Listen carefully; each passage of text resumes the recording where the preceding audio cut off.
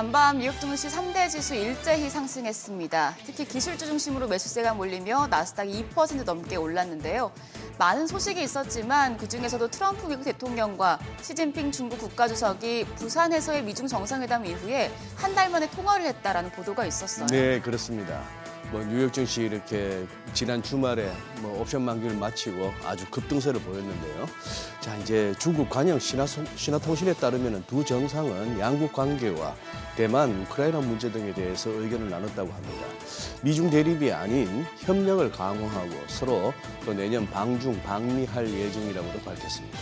네, 특히 최근에 다카이치 일본 총리의 대만 관련 발언으로 중국과 일본의 갈등이 격화되는 상황에서 트럼프 대통령이 중국의 대만 문제 중요성을 이해한다는 발언을 했는데 매우 민감한 문제임을 알아본 건지 구체적인 본인의 의견은 또 언급하지 않았어요. 네, 중국 쪽에서는 대만을 굉장히 강조했고 트럼프 대통령은 무역 중심으로 얘기를 한 것 같습니다. 자, 한 달 전에 있었던 부산 정상회담에서의 중요한 합의 내용을 전면 이행하고 있는 중이지만 양국 관계 또 언제 틀어질지도 모르니까 또 이렇게 긴장하면서 봐야 될 것 같습니다. 네, 그래도 양국 정상의 통화를 통해서 내년에 또 하나의 빅 이벤트가 생긴 셈인데요. 이게 서로를 향해서 수출 통제 등의 변화가 생길지에도 주목해 보셔야겠습니다.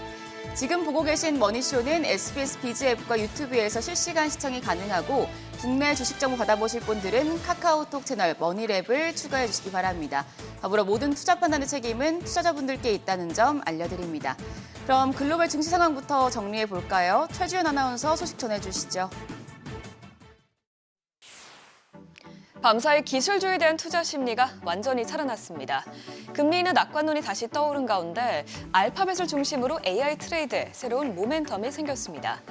그동안 증시가 가파른 조정을 받아 밸류에이션 매력이 생긴 가운데 이번 호재가 다시 반등장을 이끌어줄지 기대됩니다. 그럼 마감 상황 확인해보면 오늘 다우지수는 0.44% 올랐고요. 특히 S&P 500 지수와 나스닥 지수가 1.55%, 2.69% 급등했습니다. 시총 상위 종목 보시면 알파벳이 시장 상승을 주도했죠. 알파벳은 새로 출시한 제미나이 3가 연일 호평을 받고 있는데요. 이 LLM 시스템이 엔비디아의 GPU가 아닌 구글의 자체 칩인 TPU를 중심으로 구축됐다는 점에서 더욱 주목을 받았습니다. 이렇게 엔비디아 GPU의 의존도를 줄였다는 점에서 오늘 알파벳 주가는 6% 넘게 급등했고요. 다만 알파벳의 급격한 성장으로 오픈AI의 위기감이 커진 가운데 마이크로소프트는 오픈AI의 익스포저가 높기 때문에 주가 상승폭은 크지 않은 것으로 나타났고 또 이 소식에 엔비디아도 장 초반 하락세를 보이다가 젠스망 CEO가 최근 주주들에게 보낸 서한을 통해서 AI 거품론을 반박하자 2% 넘는 상승세로 양전에 성공했습니다. 또 이런 가운데 아마존은 미국 정부의 AI와 슈퍼컴퓨터 인프라에 최대 약 74조 원을 투자한다는 소식에 오늘 주가가 2.53% 뛰었습니다. 시총 6위부터도 보면 제미나이 약진에 힘입어서 구글의 TPU 제조 측면에서 핵심 협력 관계를 맺고 있는 브로드컴이 오늘 11% 넘게 폭등했고요. 테슬라도 오늘 7% 가까이 급등하면서 시장 분위기를 살렸습니다. 주말 사이 머스크 CEO가 차세대 인공지능 칩인 AI5의 개발이 양산 직전 단계에 진입했고 이제는 다음 세대인 AI6 칩 설계에 착수했다고 밝히면서 주가의 모멘텀을 불어넣었습니다. 또 지난 금요일에 처음으로 시총 1조 달러를 돌파한 일라일리는 오늘도 1%에 가까운 상승세 보였는데요. 경쟁사인 노보노디스크가 위고비 활성 성분의 알츠하이머병에 대한 임상시험에서 실패했던 소식에 반사이익을 얻은 것으로 보입니다. 알파벳뿐만 아니라 간밤 금리 인하 기대감이 커진 것도 시장 상승의 촉매제가 되었습니다.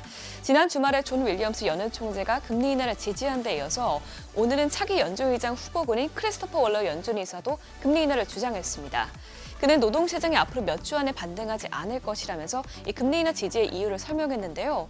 연이어서 투표권을 가진 연준위원들의 금리 인하 지지 발언에 나서자 금리 선물 시장에서 12월 이날 베팅하는 확률이 이제 80%대까지 올라갔습니다. 그러면 오늘의 시장 상승에 대해서 월가는 어떻게 평가하고 있을까요? 역시 이보 전진을 위해서는 일보 후퇴가 필요한 것인지 전문가들은 몇 주간 이어진 조정이 오히려 시장에 긍정적으로 작용했다고 분석했습니다. 캐룩스 파이낸셜은 이번 달의 조정은 12월에 증시 반등으로 이어질 수 있는 토대를 마련해 준다면서 걱정했던 AI와 고용 시장에 대한 침체가 현실화되지 않았기 때문에 더 심각한 조정 국면이 시작되진 않을 것이라고 말했습니다. 또 블룸버그 분석가 역시 증시는 이번 주를 과매도 국면에서 출발했으며 앞으로 변동성이 잦아들면서 시장폭 확대를 기반으로 추가 상승이 가능할 것이라고 말했습니다. 또 역사적으로도 추수감사절 기간에 증시는 보통 오르기 마련인데요. 1945년 이래 S&P 500은 추수감사절 주에 평균적으로 0.76% 상승했고요. 65%의 확률로 긍정적인 수익률을 기록했다고 말했습니다. 그럼 이어서 오늘 나온 지표도 확인해보면 컨퍼런스 보드에서 발표하는 고용 추세 지수는 지난달 대비 소폭 오른 것으로 나타났지만 여전히 팬데믹 이후 최저치 수준에서 머물고 있습니다. 컨퍼런스 보드 측도 이번 지표에서 기업과 소비자 심리에서 의미 있는 개선이 나타나고 있지 않다면서 노동시장 해고와 실업률이 낮은 수준을 유지하고 있어도 불확실성은 여전하다고 평가했습니다. 오늘 밤에 공개될 ADP 지표에서도 이 부진한 고용시장 흐름이 나타나게 될지 지켜봐야겠고요. 간밤 나온 댈러스 연은 제조업 지수도 전월치를 크게 밑돈 것으로 나왔습니다. 전반적인 경기 상황에 대한 인식이 약화되고 또 향후 기업 전망 지수도 큰 폭으로 떨어지면서 지수가 부진하게 나온 것으로 풀이됩니다. 또 고용 지수도 1.1을 기록하면서 유의미한 개선은 없었던 것으로 나타났습니다. 국채금리는 밤새 크리스토퍼 월러 이사가 12월 금리 인하 지지에 나서면서 약세를 이어갔습니다.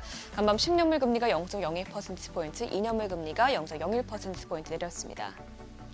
금은 금리 인하 기대감이 커지고 달러가 약세를 보이면서 상승했습니다. 금 선물은 오늘 1% 넘게 오르면서 온스당 4,100달러 위에서 마감을 했고요. 마지막으로 국제유가도 우크라이나 종전 가능성에도 금리 인하로 원유 수요가 늘어날 것인 전망 속에 강세 나타냈습니다. 오늘 WTI와 브렌트유는 모두 1% 넘게 상승 마감했습니다. 지금까지 굿모닝 마켓이었습니다.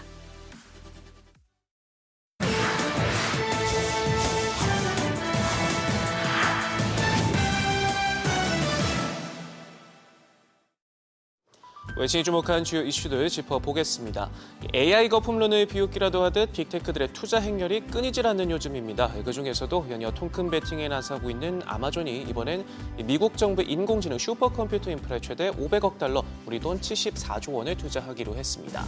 기업들뿐만 아니라 정부 기관의 AI 수요도 빠르게 늘면서 하이퍼스케일러들은 앞다퉈 인프라 구축에 공격적으로 나서고 있는데, 아마존은 전 세계 50여 개국에서 900곳이 넘는 데이터 센터를 굴릴 만큼 모든 화력을 AI에 집중시키고 있습니다. AI 두뇌 개발 경쟁도 치열합니다. 앞다퉈 차세대 모델을 내놓고 있는 가운데 밤사이 엔스로픽이 새 인공지능 모델 클로드 오프스 4.5를 출시했는데요. 자동화 프로그래밍 처리 능력에서 경쟁 모델보다 우위를 갖췄다는 평가가 나옵니다. 엔스로픽은 AI 거품 논란 속에서도 마이크로소프트와 엔비디아로부터 150억 달러의 투자를 받아내면서 주목을 받고 있습니다. 기업 가치는 불과 2달 만에 배로 불어난 3,500억 달러를 찍었고요. 또 최근에는 미국 내 AI 인프라 개발에 500억 달러, 우리 돈 70조 원이 넘는 통큰 투자에 나서기로 하는 등 존재감을 한껏 키우고 있습니다. AI 거품을 바라보는 시장의 우려가 다소 누그러진 듯 보이지만 이 경계감은 여전합니다. 이 빅테크들의 뒤없는 묻지마 비투 행렬에 채권 홍수가 밀려들어 오면서 월가를 긴장시키고 있는데요. 9월 이후에만 아마존과 구글, 메타, 오라클 등 하이퍼스케일러 4개사가 모두 900억 달러, 130조 원이 넘는 채권을 발행했습니다. 이전 40개월 동안 발행한 전체 물량을 넘는 규모인데, 월스트리트저널은 발행 이후 이 채권들의 금리가 상승한 점을 두고 악화하는 신용 여건에 대한 우려가 커지고 있음을 보여주는 신호라고 분석했습니다. 실제로 현재 오라클 채권은 투기 등급 바로 윗단계 수준의 수익률을 제시하고 있는데, 무디스와 S&P는 정크본드로 강등할 가능성도 검토 중이고요. 또 빅테크들의 자산 대비 현금 비율 역시 빠르게 소진되면서 마이크로소프트의 경우 5년 전 40%대에서 올 3분기 10%대로 뚝 떨어질 만큼 큰 손들의 돈줄을 바라보는 우려 섞인 시선이 커지고 있습니다. 분위기를 바꿔서 가상자산 시장도 살펴보죠. 돈줄 역할을 톡톡히 해줬던 비트코인 상장지수 펀드에서 자금이 줄줄이 새어나가고 있습니다. 11월 들어 현재까지 35억 달러, 5조 원이 넘는 돈이 빠져나갔는데, 지난 2월 기록한 36억 달러에 육박한 규모입니다. 특히 최대 펀드인 블랙록에서 이달에만 22억 달러가 환매되기도 했는데, 이 같은 흐름이 이어지게 되면 비트코인 ETF가 출시되고 약 2년여 만에 최대 월간 자금 유출 기록을 새로 쓰게 됩니다. LVIG 리서치는 시장이 그간 힘을 실어줬던 기관 투자자들로부터 유의미한 선호도를 잃었음을 보여준다 지적하면서 신뢰가 아직 완전히 회복되지 않았다 진단했는데요. 시티그룹 역시 연말까지 추가 유입이 없을 경우 비트코인이 82,000달러 선까지 밀릴 것으로 내다봤습니다. 노보노디스크가 알츠하이머 치료제 임상시험에서 목표치를 달성하지 못하면서 회사의 주가가 크게 미끄러졌습니다. 앞서 이 프로젝트를 두고 복권에 비유하면서 기대보다는 잠재력에 무게를 뒀지만 시장의 반응은 냉정했습니다. 가뜩이나 제약업계 최초로 시총 1조 달러 클럽에 입성한 일라이릴리와의 비만 치료제 경쟁서 밀리면서 절치부심하고 있는 상황인지라 투자자들의 실망감이 더 큰 듯 보이는데 위고비 매출도 릴리의 마운자로 오젬픽에 추월당했고 실적 전망까지 대폭 낮춰잡으며 노보의 주가는 올 들어 반토막이 난 상황입니다. 유럽연합이 외국인 직접 투자에 대한 규정을 강화하기로 했습니다. 현지 노동자를 더 많이 고용하고 생산 요건도 강화할 계획인데 특히 전기 배터리 등 특정 산업에서는 기술 노하우 이전도 요구할 가능성이 있는 것으로 알려졌습니다. 이 같은 방안에 중국이라는 표현이 직접 담기진 않았지만 천문학적인 투자를 앞세워 영향력을 키워나가는 중국을 견제하기 위한 포석이란 해석이 나오고요. 이번 결정이 전통적으로 유럽 기업들과 강한 유대를 맺어온 한국과 일본 기업에도 영향을 미칠 것이라는 전망도 나오고 있습니다. 지금까지 글로벌 비즈였습니다. 어제장에서 이슈가 있었던 업종 살펴보는 기업 이슈 시간입니다. 러시아, 우크라이나 종전 기대감이 커지면서 우크라이나 재건 관련주가 강세 보였습니다. 미국과 우크라이나가 4년 가까이 이어진 러시아 우크라이나 전쟁을 끝내기 위한 평화 프레임워크를 마련했다는 소식이 전해졌습니다. 미 국무부는 미 우크라이나 회동에 대한 공동 성명 자료를 내고 미국과 우크라이나 대표단은 제네바에서 미국 측 평화 제안 협의를 위해 회동했다며 이번 논의를 바탕으로 양측은 업데이트되고 정교화된 평화 프레임워크를 작성했다고 밝혔습니다. 해당 소식이 어제 국내 증시에서 우크라이나 재건주들 가장 강한 테마로 움직였는데요. 대표적으로 데모의 경우 상한가로 마무리됐고 대동기어도 19%대 급등세, 그리고 HD 현대건설기계도 5%대 강세 보였습니다. 마지막으로 도화 엔지니어링까지 4.11% 올랐습니다. 러시아 우크라이나 종전 기대감이 확산하면서 반대로 방산 관련주의 주가는 약세 보였습니다. 볼로디미르 젤런스키 우크라이나 대통령도 텔레그램에 영상 성명을 올리면서 많은 것이 변화하고 있다며 우리는 전쟁을 끝내기 위해 필요한 조치들을 매우 신중하게 작업하고 있다고 밝혔습니다. 다만 우크라이나가 이번 미국의 평화 구상안을 적극적으로 수용하기는 어렵다는 분석도 일각에서 나오고 있는데요. 우크라이나의 영토 포기, 북대서양 조약기구 가입 불가, 군대 대폭 축소 등이 포함돼 사실상 우크라이나의 항복안에 가깝기 때문입니다. 그럼에도 종전에 대한 기대감이 높아지는 상황 속에서 국내 증시에서는 방산주가 피해주로서 하락하는 모습이었습니다. 현대로템이 4.27%, 한국항공우주도 2.5%대 하락했고 LIG 넥스원까지 2% 가까이 하락했습니다. 지난주 금요일 큰 폭으로 하락했던 반도체주들의 주가가 반등에 어느 정도 성공했습니다. 엔비디아 실적 발표 이후 AI 반도체에 대한 펀더멘탈 신뢰가 유지되고 있는 것으로 풀이되는데요. 특히 미국 증시가 뉴욕 연방준비은행 윌리엄스 총재의 비둘기파적인 발언으로 12월 금리 인하 기대가 높아지면서 일제히 반등한 점도 국내 반도체주 투자 심리에 긍정적으로 작용했습니다. 여기에 트럼프 행정부가 중국의 일부 엔비디아 GPU 판매 허용을 검토한다는 소식까지 전해지면서 위험 선호 심리가 강화됐고 필라델피아 반도체 지수 장중 2%대 상승을 보이기도 한 점이 영향을 끼쳤습니다. 대표적인 반도체주들 살펴보면 TL 엔지니어링 12%대 급등했고 ISC도 9%대, 하나머트리얼주도 7.69%대 올랐습니다. 마지막으로 IT 투톱 중 삼성전자는 2%대 강세 마감했습니다. 삼양그룹 내 의약 바이오 계열사인 삼양바이오팜이 코스피 상장 첫날 상한가를 기록했습니다. 삼양바이오팜은 삼양그룹의 지주회사인 삼양홀딩스에서 분할해 그룹의 의약 바이오 사업을 전담하는 독립법인으로 공식 출범했습니다. 분할 방식은 삼양홀딩스 주주가 기존 법인과 신설법인의 주식을 지분율에 비례해 나눠 갖는 인적 분할 형태로 이루어졌습니다. 회사는 생분해성 수술용 봉합사, 유전자 전달체, 항암제 등 고기능성 중심의 포트폴리오를 바탕으로 글로벌 시장에서의 경쟁력 제고에 집중할 방침입니다.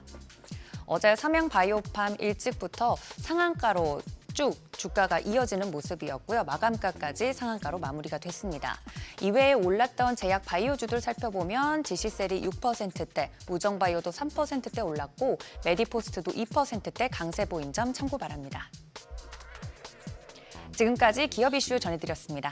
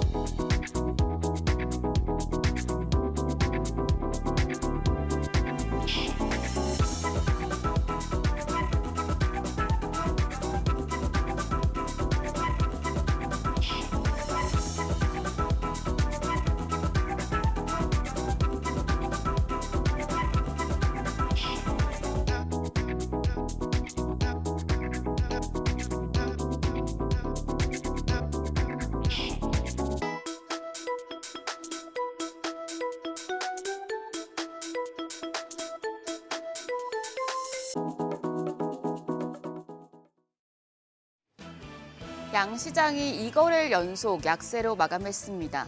지난 3주 동안 금요일에 급락하면 그 다음 주 월요일에 반등하는 패턴을 보였었는데 어제는 코스피 코스닥 결국에 하락 마감했습니다. 특히 코스닥은 반등하나 싶었지만 장 막판에 하락하면서 결국엔 새드 엔딩이었습니다. 여전히 AI 거품 논란, 금리 이슈가 정리되지 않으면서 외국인 투자자들의 투심이 돌아오지 않고 있습니다. 어제장 복귀하면서 오늘장 투자 포인트 체크하시죠.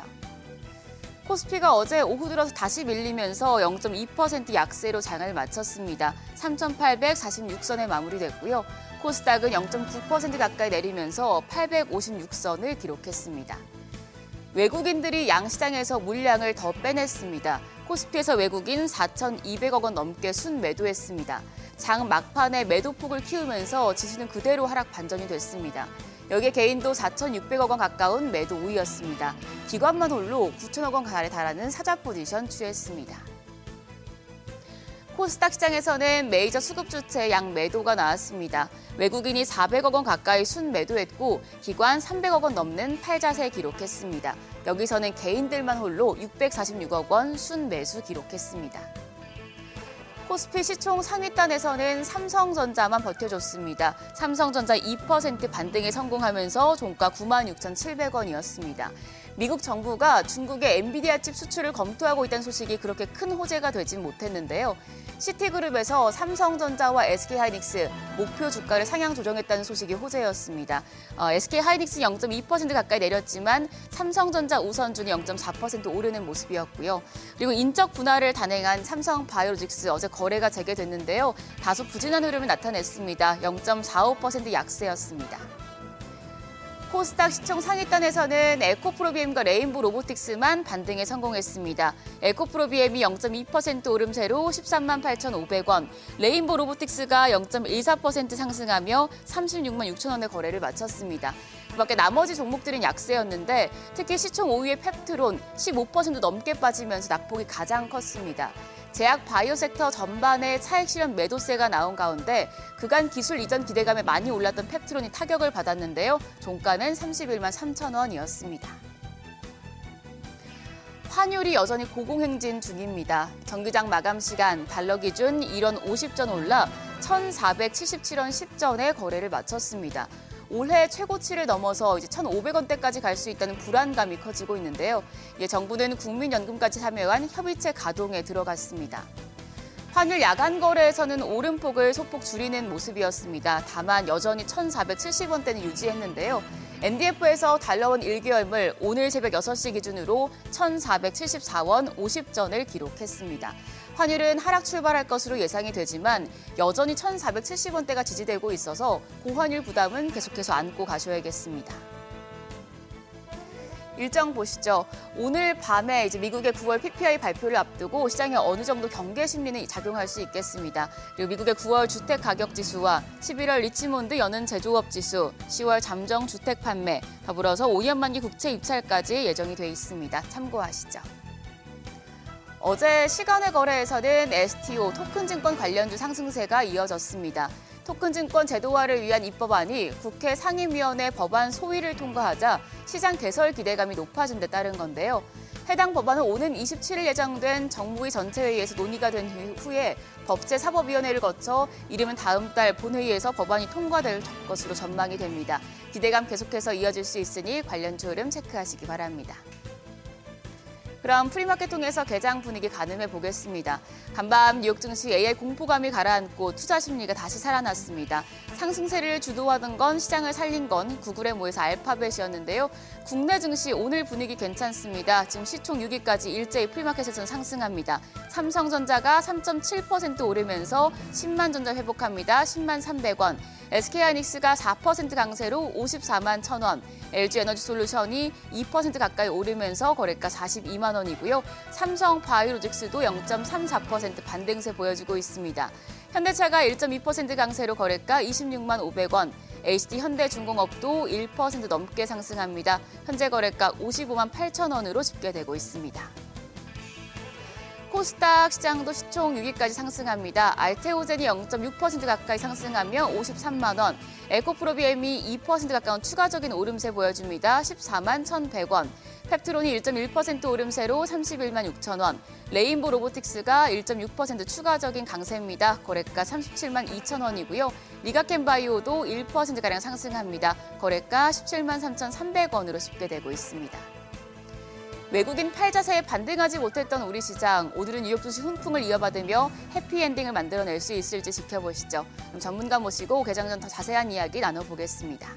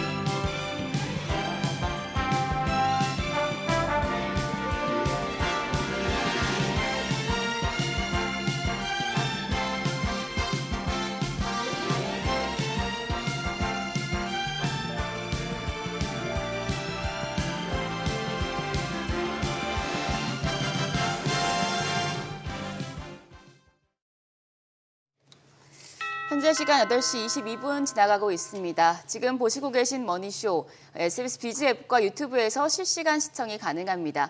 SBS 비즈 앱을 다운받으셔서 시청하시면 더 많은 정보와 뉴스 보실 수 있습니다. 더 많은 국내 주식 정보 받아보실 분들은 카카오톡 채널 머니랩을 추가해주세요. 자, 일단 간밤 뉴욕 증시 3대 지수 모두 올랐습니다. 구글의 모회사인 알파벳이 좀 뉴욕 증시를 살렸다, 이런 평가가 나오더라고요. 네, 뭐 전반적으로 다 좋았죠.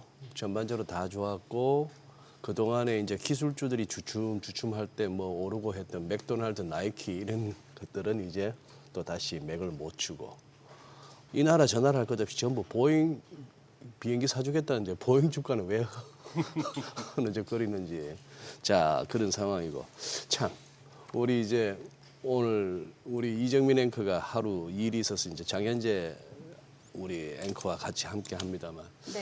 뭐 우리 시청자분들 가운데도 아시는 분 아시더만요. 우리 이제 세댁된 지 오늘이 딱 열흘째입니다. 아유, 감사합니다. 결혼하고 나니까 훨씬 더 이뻐지고. 10일 만에요? 예, 10일 만에 이제 벌써 세댁된 지 열흘째. 자, 오늘은 또 모처럼 또 강정수 우리 박사님 모셨는데 네. 한번 소개. 전문가 모시고 네. 자세한 이야기 나눠보겠습니다. 블루닷 강정수 AI 연구센터장님 모셨습니다. 어서 오세요. 어서 오세요. 안녕하세요. 네, 박사님. 뭐가 달라지셨는데요? 안경 달라졌습니다. 아, 그러시구나. 예. 아니, 저 그동안 못 뵐 동안에 네. AI 갖고 말이 많았습니다. 네네, 맞습니다. 그죠? 네. 저는 버블이라고 생각을 하고 있습니다. 버블이 저는 역사적으로 나쁘다고 생각하지 않고요. 버블이 꼈을 때 사람들은 훨씬 더, 투자자들은 두렵지만 네. 혁신가들은 모이고, 아, 저쪽에 보이면 돈이 있구나.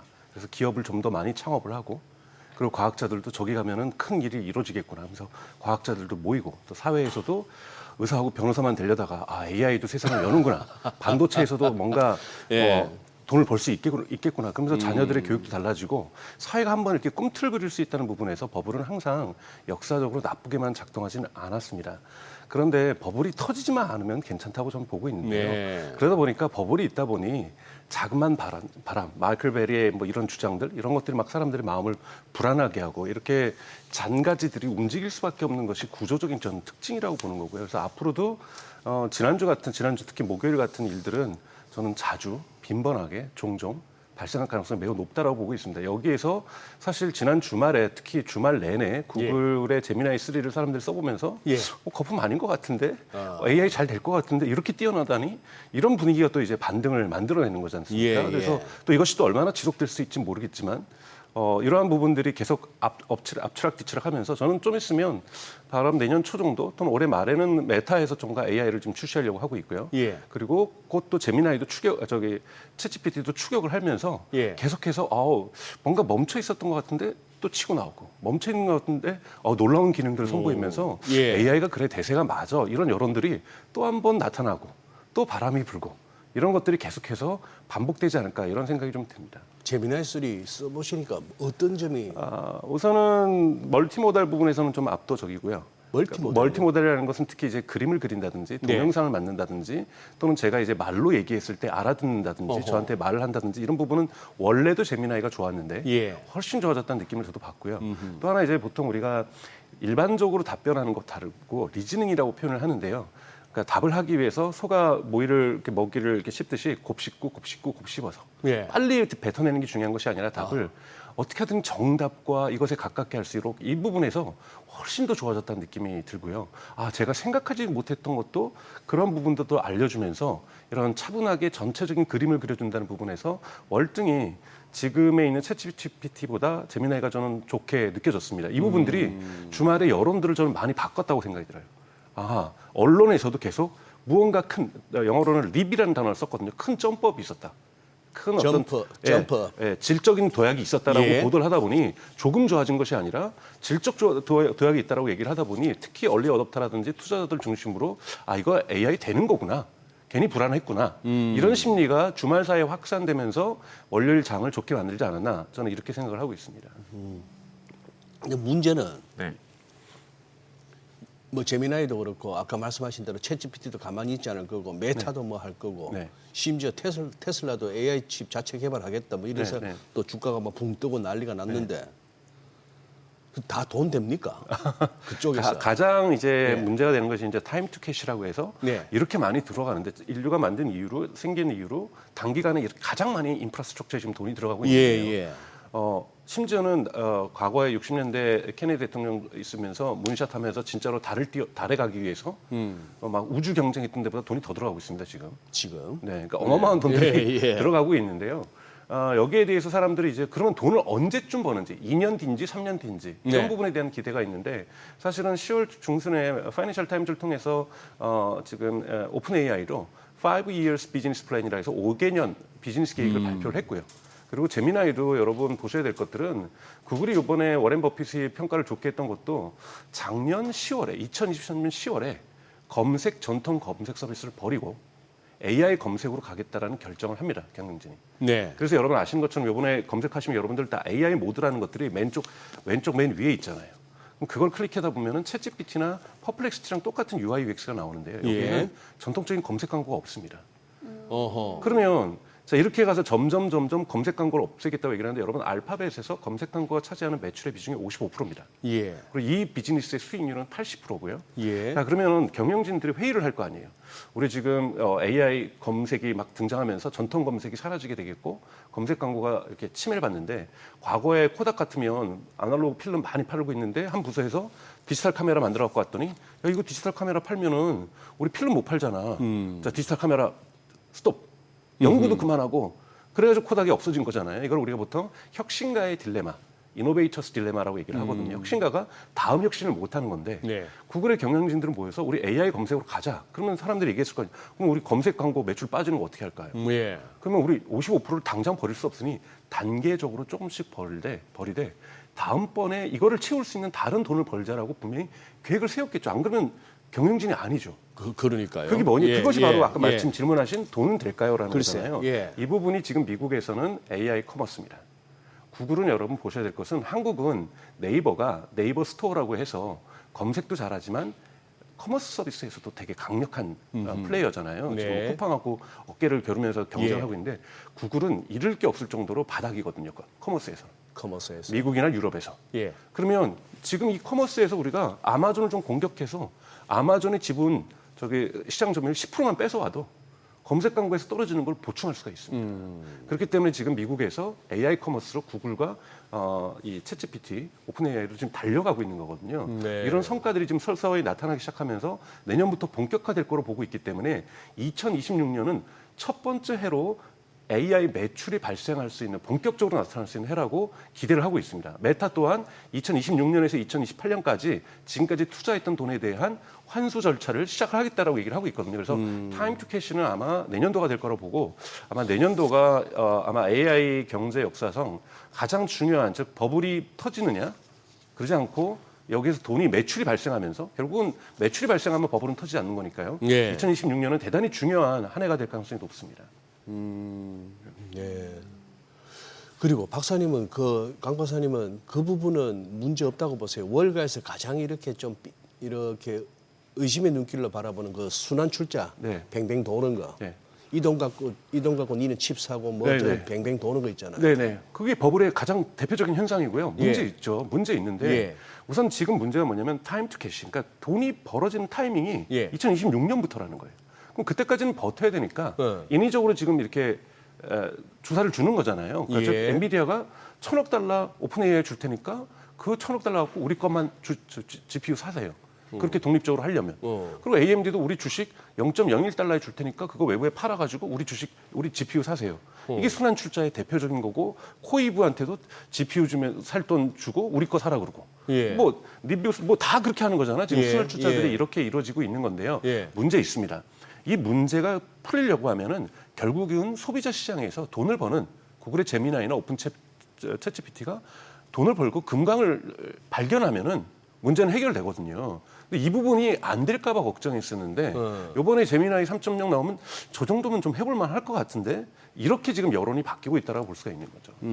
아, 근데 제미나이가 지금 워낙 월등히 뭐 좋다 이런 얘기가 나오면서 그럼 상대적으로 챗 GPT가 밀리게 되면은 엔비디아도 좀 타격을 받을 수 있을 것이다라는 얘기도 나오던데. 맞습니다. 지금 브로드컴 주식이 올라가는 것도 그러니까 구글은 TPU라는 걸 가지고 있기 때문에 TPU가 쌍을 하면서 지금 구글 진영이 하나가 형성이 되고 있는 거고 그리고 뭐 테슬라 진영은 또 다르게 있는 거고 그리고 한 진영이 지금 이 마이크로소프트하고 워낙 오픈 AI 그다음에 엔비디아가 또 AMD도 여기 마치 이 하나의 예, 분을 형성하고 예, 있는데 예. 마이크로소프트는 조금 사실 요즘 뒤처지기 시작하고 있죠. 예. 특히 AI에 대한 투자를 마이크로소프트가 속도를 좀 늦추고 있는 부분이 오히려 문제가 되고 있고요. 예. 그다음에 엔비디아하고 지금 오픈 AI가 한 축이 되고 있는데 여러분 보셔야 되는 것은 저는 이거는 구글의 우위는 아주 일시적이라고 생각이 들어요. 되게 유명한 일화가 있는데 곰 이론이라는 게 있어요. 곰이 사람 2명을 막 쫓아옵니다. 예. 사람 2명이 막 도망가거든요. 예. 한 명이 헉헉거리면서 얘기해요. 우리 속도가 너무 늦어서 곰한테 잡혀먹을 것 같아. 그랬더니 앞에 달리는 사람이 그래요. 아니 나는 너보다만 빠르면 되는 거야. 곰이 너를 날 잡아먹진 않아. 너보다만 빠르면 돼. 그렇죠. 그러니까 인류는 여러분 AGI를 먼저 도달한 게 아니라 한 사람보다 이 사람보다 지금 경쟁이 앞서고 있는 거예요. 지금 예. 원래는 제미나이가 뒤처지고 있는 인간이었던 거죠. 예, 뒤에서 곰에 예, 쫓기는 예, 투자자들이 예. 빨리 우리 투자했으니까 돈 벌어 막 그러고 있는데 뒤처지고 있었는데 그 얘기하는 순간 싹 추월을 한 겁니다. 근데 또 추월할 거예요. 계속 추월하면서 누가 곰한테 잡혀먹을 건지 누가 이 시장에서 도태될 건지를 경쟁하면서 예. 저는 자본주의에서 가장 강력한 힘은 경쟁이잖아요. 예. 이 경쟁이 AI의 대중화와 AI 경제의 안정화를 가속화시킬 수 있는 가장 큰 동력이라고 생각합니다. 근데 지금 경쟁 구도가 둘로 잡혀진 거예요. 제미나이냐 챗GPT냐. 이 둘이 여기서 큰 판을 할 거고 좀 있으면 만약에 한 달 정도 지났는데 챗GPT가 5.5를 내면서 이거 제미나이보다 앞서네? 그럼 또 아마 이 진영, 이 오픈 AI와 엔비디아 진영이 또 한 번 또 앞서가는 이런 일이 뒤에서 고물 추격하고 있어요. 투자자들이 우리 돈 저렇게 많이 가져갔으니 우리 돈 내놓으세요라고 지금 쫓아오는 거고 엎치락 뒤치락 앞에 사람들이 경쟁을 하면서 도망가고 있는 겁니다. 아니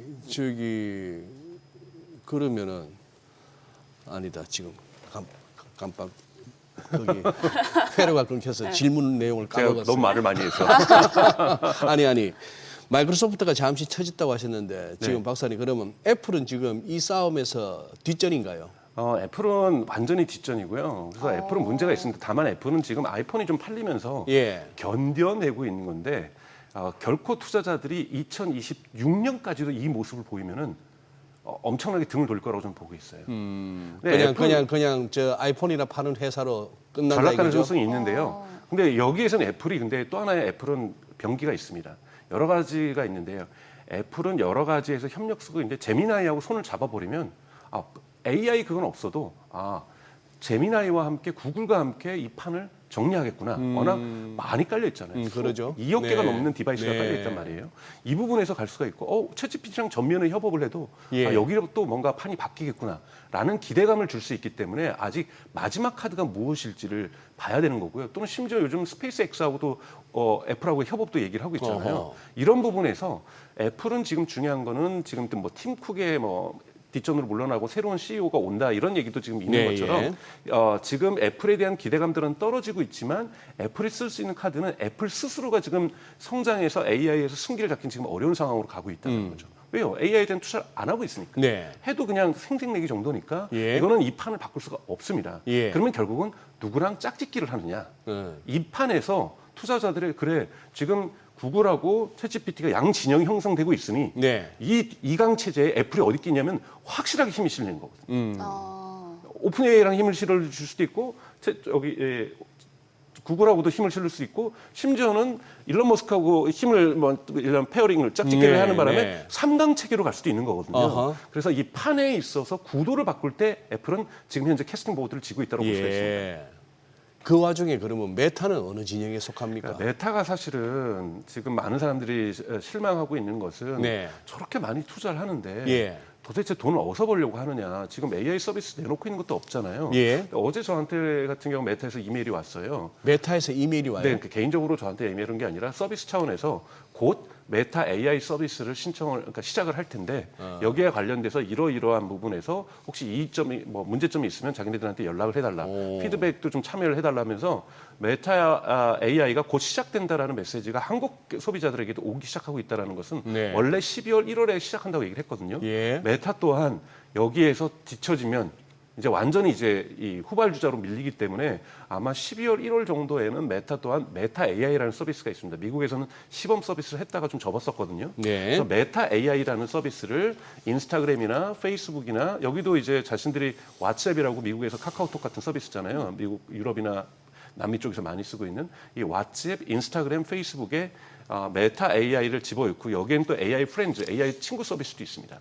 이런 부분들을 집어넣으면서 이 공세를 12월 1월에는 시작할 가능성이 있습니다. 네. 만약 이 기회를 놓치면 메타 또한 대단히 많은 비판들을 받게 될 거라고 보고 있습니다. 이거는요. 지금 이제 미국 얘기하다가 조금 이제 그러면 딴 데로 미국 다음에 그 중국일 텐데. 네. 아까 그 미국 내에서 누가 잡으면 먹힐 건가도 그거 하지만 미국하고 중국이 아까 고만티 쫓기는 두 그거라고 본다면은 누가 또 잡아 먹힐까도 궁금한데 네. 딥시크 쇼크 이후로 최근에 그 뭡니까 문샷에서 만든 AI 네, 키미투? 키미투. 네. 이거는 뭐하고 뭐에 대항마입니까 그러면? 그러니까 이게 제미나이나 챗GPT의 대항마인데. 대항마이기도 하고 네. 또 요즘 또 많이 기업에서 쓰는 에이전트 프로그램들을 만드는 데 있어서도 대단히 좋은 서비스라고 볼 수가 있고요. 사실은 네. 많은 분들이 이제 챗GPT가 전 세계 1위 아닌가라고 얘기를 하는데요. 사실 중국 사람들이 워낙 많이 쓰기 때문에 딥시크가 더 많습니다. 이용자가. 그래서 딥시크도 많고 키미도 예. 많고 지금 중국 같은 경우에 AI에 있어서 다만 시장이 다르다 보니 한국 사람들이 안 쓰다 보니 이 위력을 잘 못 느끼는 거죠. 근데 여러분 유럽만 해도 알리바바의 퀀이라든지 네. 키미투를 많이 씁니다. 아 그래요? 네, 그걸 다운로드 받아서 기업들이 오픈 소스도 있다 보니 이걸 변형해서 그 기업의 서비스로 쓰는지 많이 쓰고 있거든요. 한국은 아무래도 중국이 잘하는 거는 인정하겠는데 그래도 기분 나쁘잖아요. 예. 그렇기 때문에 아무래도 중국 서비스에 대해서 좀 이렇게 평가가 절하될 수밖에 없는 상황인데요. 명확하게 지금 중국이 AI 부분에서 또 뭐 뒷부분에서 말할 건 미리 말씀드리면 내년에 베를린하고 뮌헨 같은 경우에서는 바이두가 아폴로 고라고 하는 자율주행 로보택시 서비스를 드디어 유럽에서도 시작한다고 발표를 하고 있거든요. 베를린하고 미넨에서요? 네, 뮌헨에서요. 그러니까 이제 유럽 시장까지도 진출하고 있는 것이 중국의 자율주행 기술이라고 볼 수가 있기 때문에 네. 결코 중국을 우리가 저평가할 수는 없습니다. 근데 공에게 쫓기는 것이 아니라 둘 다 과거에 미국과 소련이 군비 경쟁하듯이 다른 땅으로 해. 동서 갈등처럼 아예 그냥 영역을 그냥 분리해서 그들은 자기 땅을 확대하려고 하는 예. 이런 부분에서 예를 들면 과거에 중국이 중동을 치고 들어가니까 미국이 이번에 사우디라든지 아랍에미리트하고 같이 중동 전선을 펼치면서 여기 AI 전선을 아예 엔비디아가 뭐 60만 개의 데이터 센터를 짓겠다 사우디에 뭐 이러면서 사실은 중동 전선에서 중국의 땅을 몰아내는 예. 이런 전략을 쓰고 있는 것처럼 큰 땅 따먹기가 싸움이 일어나고 있는 게 미국과 중국의 AI 경쟁이라고 볼 수가 있죠. 아니 아까 알리바바 그 네. AI 앱 콘. 말씀해 네. 주셨는데 오늘 뭐 간밤에 알리바바 주가 많이 오르기도 했고 그 앱이 어떤가요? 저는 콘이라는 어떤 건지 거는요, 몰라서. 네. 그거는 이제 오픈 소스로 공개를 하는 겁니다. 그래서 오픈 소스로 공개를 해서 누구든지 이걸 변형할 수도 있는데요.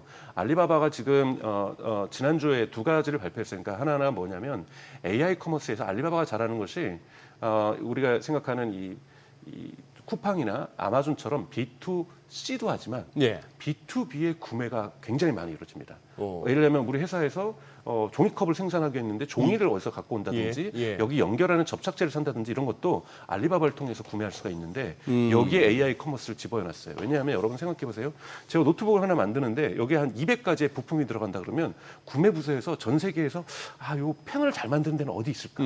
조사해서 엑셀로 정리하고 혹시 여기에 이 회사의 재무 상황은 어떤가? 물건 주문했을 때 물건 안 오고 뭐 부도날 수도 있는 거잖아요. 예. 이런 것까지 다 점검하려면 보통 이 구매 부서에서 자기네 부품 한번 스크린하고 그 회사 조사하는데 보통 한 달이 걸립니다.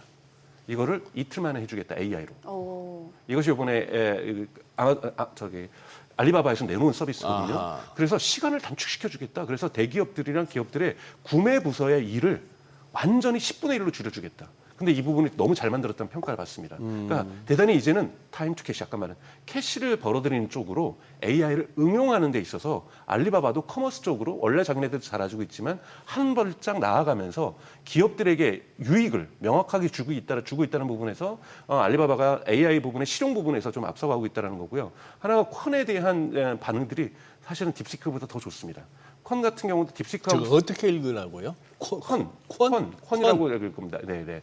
콘인데요. 콘, 예. 네, 콘이 지금 오픈 소스로도 제공되지만 챗봇으로도 나오기 시작하면서 이용자들이 많아지면서 즉 제미나이와 그 다음에 이 챗GPT가 경쟁하듯이 딥시크와 콘의 대결 구도가 중국에서 형성되고 있다는 거죠. 근데 쟤들 아직은 무료 아닙니까 전부?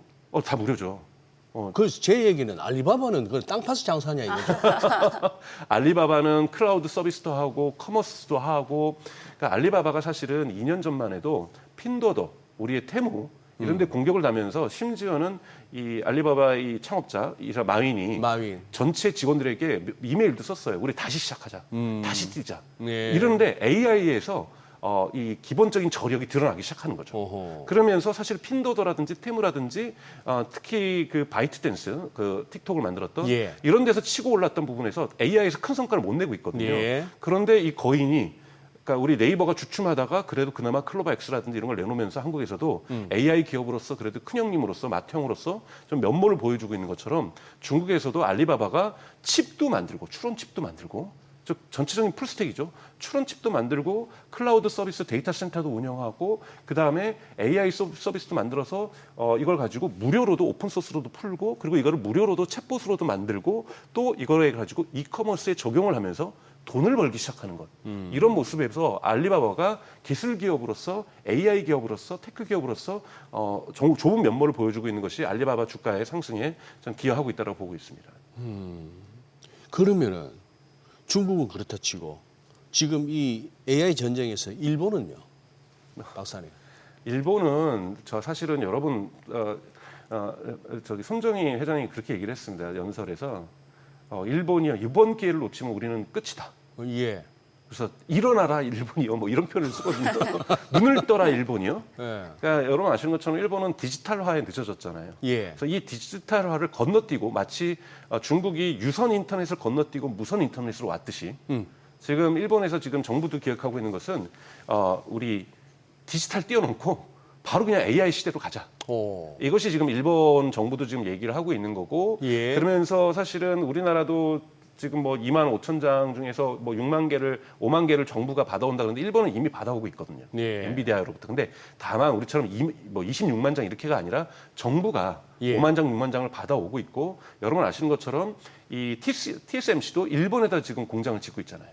그래서 예. 반도체도 80년대에 사실은 일본이 주름 잡았는데 이거를 승기를 뺏긴 거잖아요. 2000년대 넘겨면서. 이 승기를 다시 잡자 하면서 지금 TSMC 공장이 일본에 지어지고 있는 것, 그다음에 홋카이도인가요? 그 위쪽에 있는 북쪽에 있는 이 섬에도 지금 자체 공장을 짓고 있거든요. 이러면서 우리도 이 파운더리 부분에서도 한국이나 대만하고 타이완하고 어깨를 겨누겠다고 하는 것이 일본 정부의 계획인 거죠. 반도체부터 또 AI 관련돼서 엔비디아의 GPU가 지금 들어오고 있고요. 이 GPU를 써서 창업을 하면은 이 GPU의 가격을 50%만 지불하면 됩니다.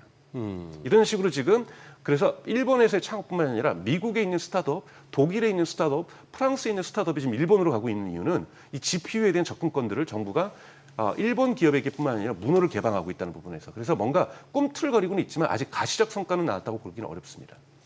일본 그 반도체 회사 하나 일본 정부에서도 전격 지원하기도 하고 했는데 네네네. 그 이름이 뭐더라? 이름이 저도 기억나지 않습니다. 근데 그 회사가 아마 지금 홋카이도에 예. 지금 저기 반도체 공장을 짓고 있습니다. 그죠? 네. 네네네. 네. 그러면서 이 블룸버그 기자가 사실은 곳을 갔다 와서 얘기를 하는 것은 뭐냐면 블룸버그에 있는 도쿄 특파원이죠. 그분이 이제 그 일본에서 짓고 있는 공장들과 그 주변을 갔다 오면서 정말 바람밖에 불지 않았던 공군기지 옆에 이런 반도체 공장이 만들어지면서 뭔가 자기가 지금 15년째 일본에 있었는데 처음으로 일본이 꿈틀거린다라는 걸 느낀다. 이것이 실패할 수 있어도 꿈틀거려야 이것이 네. 살던 죽던 마지막이라도 뭔가를 할 텐데 일본은 마지막에 승부수를 던지고 있다라면서 AI 경제로서 대단히 중요한 행군을 하고 있다라고 묘사를 하고 있거든요. 네. 그런 부분에서 일본도 지켜볼 필요가 있는 거고 지금 한국도 마찬가지지만 미국도 올해 만약에 AI의 붐이 없었다라면 GDP가 정말 어쩌면 마이너스가 갈 수 있었다는 얘기도 있는 것처럼 전 세계가 지금 AI 경제를 거의 마지막 희망처럼 잡고 있다는 것 되게 이 부분들이 어떤 성과를 낼지는 2026년과 2027년 평가가 날 겁니다. 더 이상 지연될 수가 없기 때문에 투자만 계속할 수는 없는 거잖아요. 이 부분에서 승부가 나오는 것이 내년이 될 거라고 저는 보고 있습니다. 아까 그 회사가 우리 시청자분들도 올려주시네요. 라피더스. 네네네. 네. 최근에 뭐 우리 돈으로 한 11조 원 네. 일본 정부가 설립한 회사 아닙니까? 네네.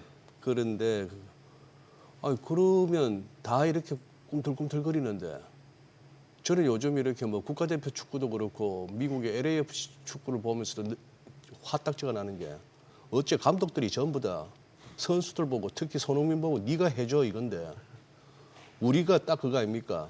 뭐 국가에서 뭐 어떻게 한다기보다도 너희 기업들이 알아서 해줘 이거 아닙니까? 지금 우리 기업들은요.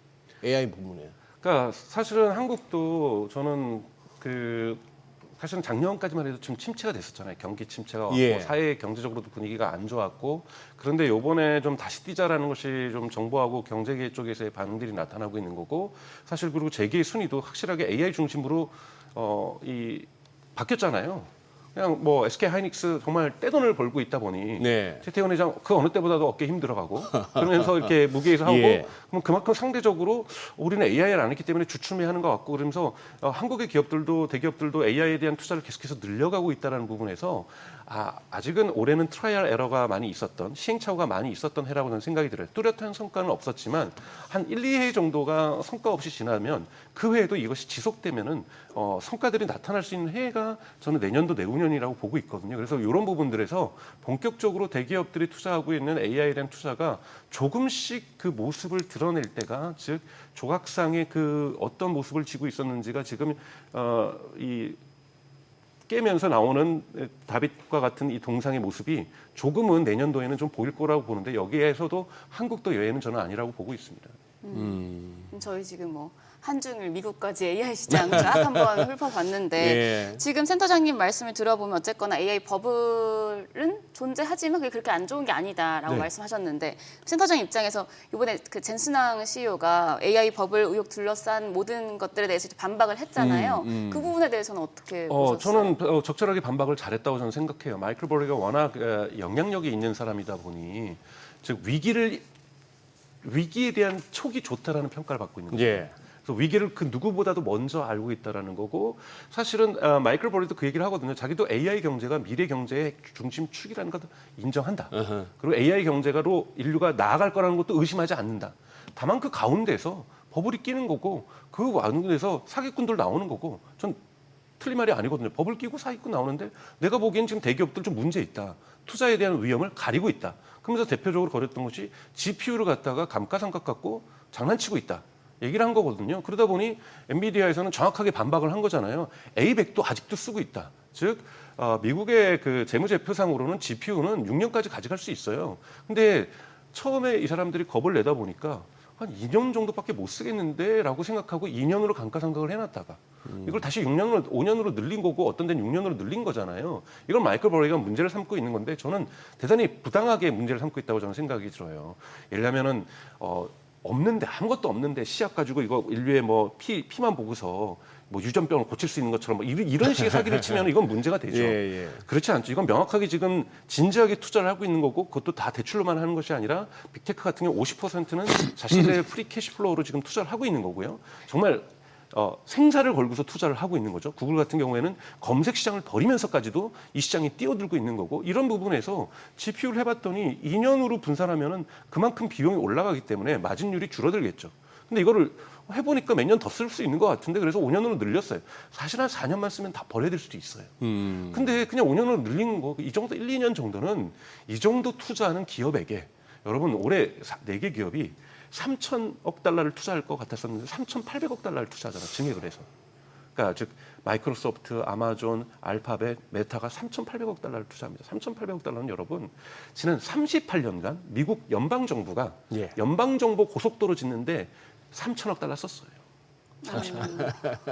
이 돈을 1개, 4개 기업에서 보조금도 없이 자신들이 돈 벌 거라고 생각하니까 투자하는 거죠. 그렇죠? 투자하고 있단 말이에요. 그러면 그 가운데서 당연히 버블은 좀 끼겠죠. 예를 들면 메타가 이번에 마이클 버리가 또 비판한 게 뭐냐면 메타가 9기가와트의 정말 여의도의 7배의 데이터 센터 하나의 크기입니다. 이게 하이페리온이라는 데이터 센터를 짓는데 이 메타 소유가 아니에요. 그러니까 이번에 계약이 드러났는데 특정 투자회사가 SPC를 만들어서 예. 이 투자회사가 이 데이터 센터를 세우는 겁니다. 그러면 자기가 돈을 끌어와서 세울 거 아니에요? 그러면 메타는 무슨 약속을 하냐면 10년간 우리는 무조건 임대해서 들어가겠다. 근데 시중 임대보다 2배 주겠다. 그러면 그러니까 예를 들면 한 달에 원래는 1,000만 원만 줘도 될 것을 우리 2천만 원 줄 테니 거기로 가지고 너네 투자 원금하고 투자 이자하고 투자 이득까지 가져가라. 그리고 계약서에 썼어요. 만약에 우리가 10년 안에 5년만 쓰고 빼면은 나머지 5년들도 위약금으로 다 줄게. 근데 자 이렇게 하면 어떻게 되면 메타에는 부채가 하나도 안 잡혀요. 그렇지 않아요? 잠깐만 박사님. 얘기 너무 재밌는데 네. 우리 오늘 장이 제법 갈 것 같았어 동조가. 네, 계속 한번 보고 그러시죠. 또 얘기 들어볼까요? 예. 자, 일단 지수부터 보도록 하겠습니다. 오늘 시장 출발이 좋을 것 같습니다. 예상 체결 지수 보시면 코스피가 2% 강세, 3,923선에서 출발 준비하고 있고요. 다만 코스닥은 강보합 정도에서 출발 준비하고 있습니다. 857선으로 예상 체결 지수 잡히고 있습니다. 자, 총 상위 종목들 예상 체결가 함께 살펴보시죠. 1위부터 6위까지 모두 상승 출발할 것으로 보입니다. 삼성전자가 지금 예상 체결가는 굉장히 좋네요. 4.4% 급등하면서 10만 전자 다시 돌파할 것으로 보이는데요. 10만 1,000원. SK하이닉스 예상 체결가가 5% 급등하며 54만 6천 원. LG에너지솔루션 간밤에 테슬라 주가가 좋았는데 영향을 받고 있습니다. 1.8% 오름세로 41만 9,500원에서 출발 준비하고 있고요. 삼성바이오로직스도 반등 출발 예상됩니다. 0.8% 강세. 삼성전자 우선주도 5% 넘는 오름세 출발 예상되고 있습니다. 6위부터 10위권까지도 모두 상승 출발 예상됩니다. 현대차가 0.4% 오름세로 예상 체결가 25만 8,500원. HD 현대중공업이 4% 넘는 강세 57만 5천 원에서 출발 준비하고 있고요. 두산 에너빌리티가 2%대 상승하며 7만 4천 원. KB금융이 0.6% 오름세로 12만 1천 원대에서 출발 준비하고 있습니다. 한화 에어로스페이스까지도 1.1% 강세 예상됩니다. 현재 예상 체결가 86만 5천 원입니다. 코스닥 시총 상위 종목 거래가 지금 예상 체결가도 확인하겠습니다. 알테오젠 제외하고 나머지 5위권까지 모두 상승 출발 예상됩니다. 에코프로비엠이 2% 오름세로 14만 1,400원에서 출발 준비하고 있고요. 에코프로도 1.2% 강세 예상 체결가 7만 6,200원.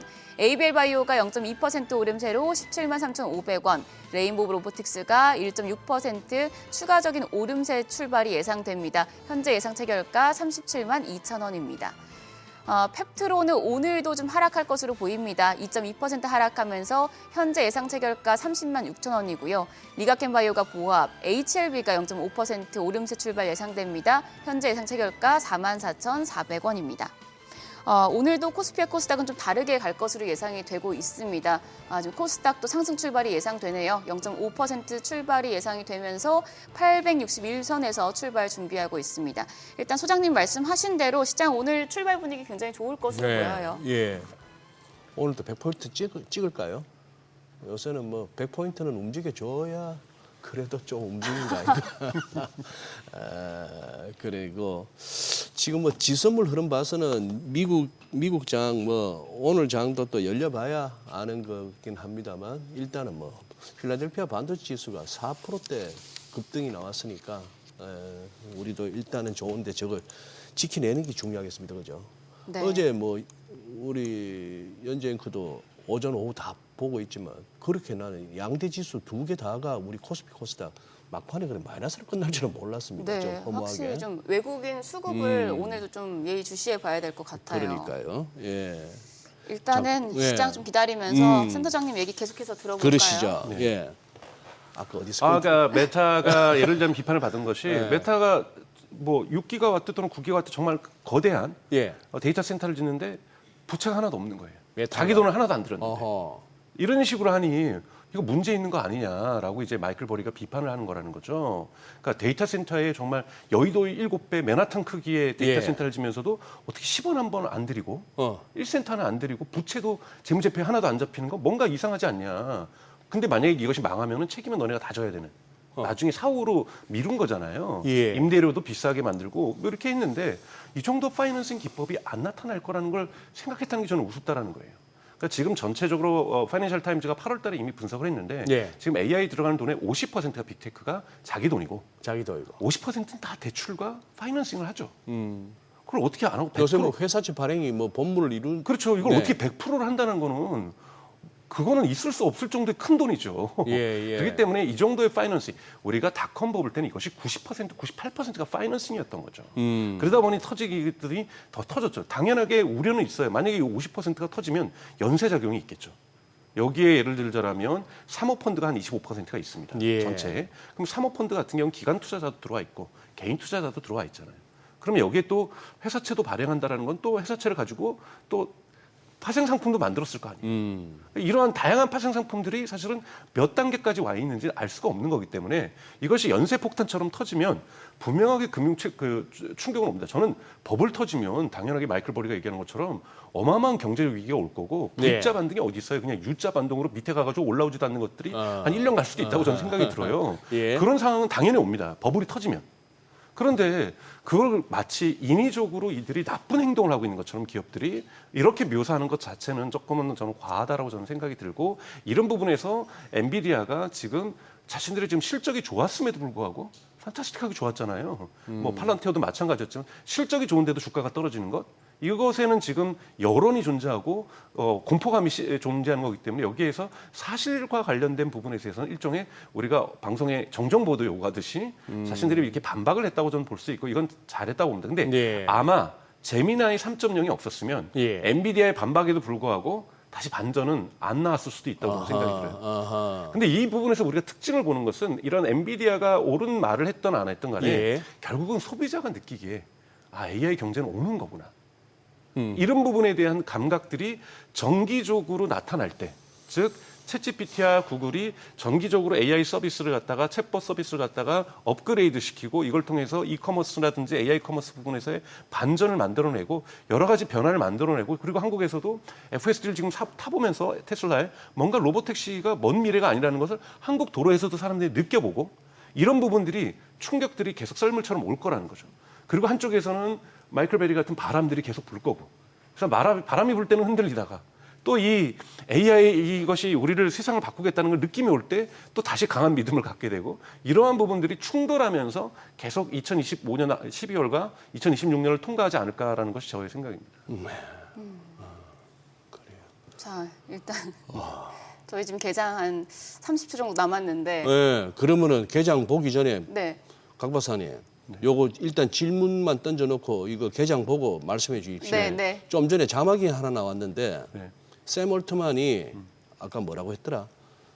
구글의 AI 그 자막 아니 저거 말고 네. 아니 저거 말고 아이고. 구글이 소장님 저희 개장하고 갈게요. 자, 25일 네. 화요일 국내 증시 개장하겠습니다.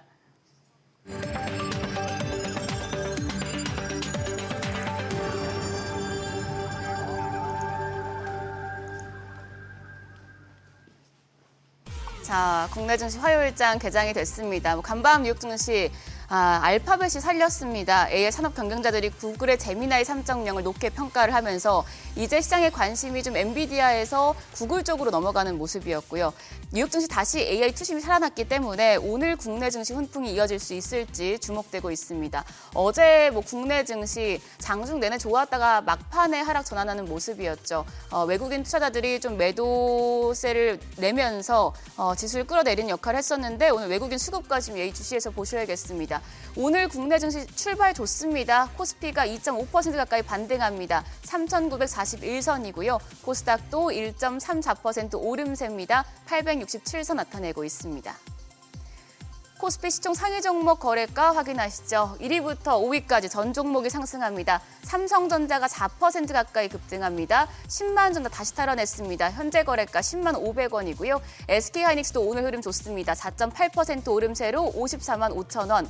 LG에너지솔루션이 1% 넘는 강세 보여주고 있습니다. 현재 거래가 41만 6천 원.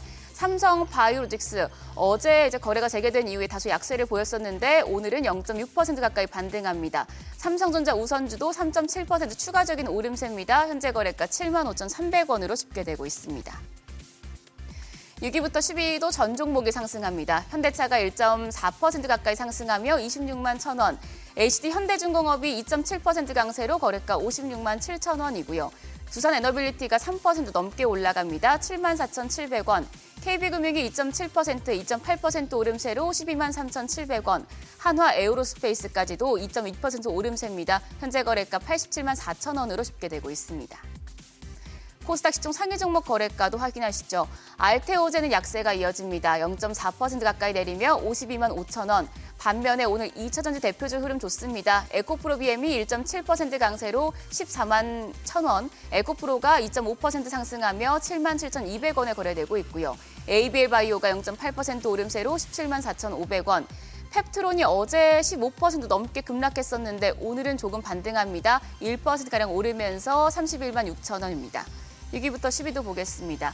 레인보 로보틱스가 추가적인 오름세 보여줍니다. 1%가량 상승하며 36만 9,500원. 반면 리가켄바이오가 0.23% 내림세입니다. 17만 1,000원. HLB가 1.2% 오름세로 4만 4,700원에 거래되고 있고요. 코오롱 티슈진이 강보합정도 6만 4,500원이고요. 삼천당 제약이 1.7% 가까이 상승합니다. 현재 거래가 21만 1,000원으로 집계되고 있습니다. 오늘 좀 특징적인 섹터 확인해 보겠습니다. 오늘 간밤 뉴욕 증시에서 AI 테마가 전반적으로 좋았기 때문에 국내 증시에서도 온 디바이스 AI, CXL, 지금 유리기판 관련주 등 AI 관련주 전반적으로 뛰는 모습입니다. 온 디바이스 AI 관련주부터 확인하시죠. 심택이 4%대 오름세로 52,200원, 에이펙트가 12.6% 급등합니다. 또 마음 AI가 3% 가까운 오름세로 23,300원이고요. 오픈엣지 테크놀로지가 6% 강세로 11,110원대, 퀄리타스 반도체가 4.78% 강세입니다. 현재 거래가 13,800원으로 집계되고 있습니다. 오늘은 이제 구글 TPU와 관련해서 또 관련주들 살펴보셔야겠고요. AI 칩 생산량 증가로 소부장주들까지도 훈풍이 예상되고 있습니다.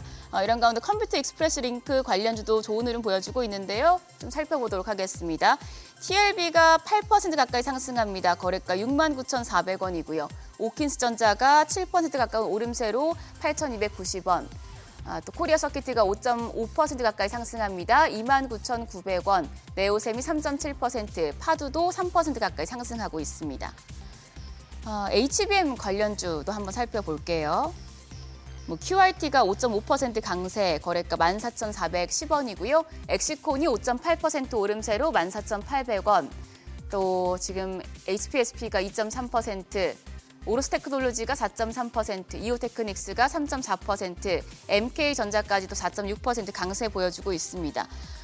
그리고 오늘 통신 장비단도 좀 훈풍이 예상이 됩니다. 이제 이재용 삼성전자 회장이 인도 초대 갑부인 무케시 암바니 릴라이언스 그룹 회장과 오늘 회동을 갖는데요. 두 사람이 수원 사업장에서 5G 통신 장비 생산 라인 그리고 6G 연구개발 횡단을 둘러볼 예정이라고 합니다. 통신 장비 쪽에서는 RF 머티리얼즈가 16% 가까이 급등하고 있고요. 한국 첨단 소재가 12% 강세로 거래가 3,515원.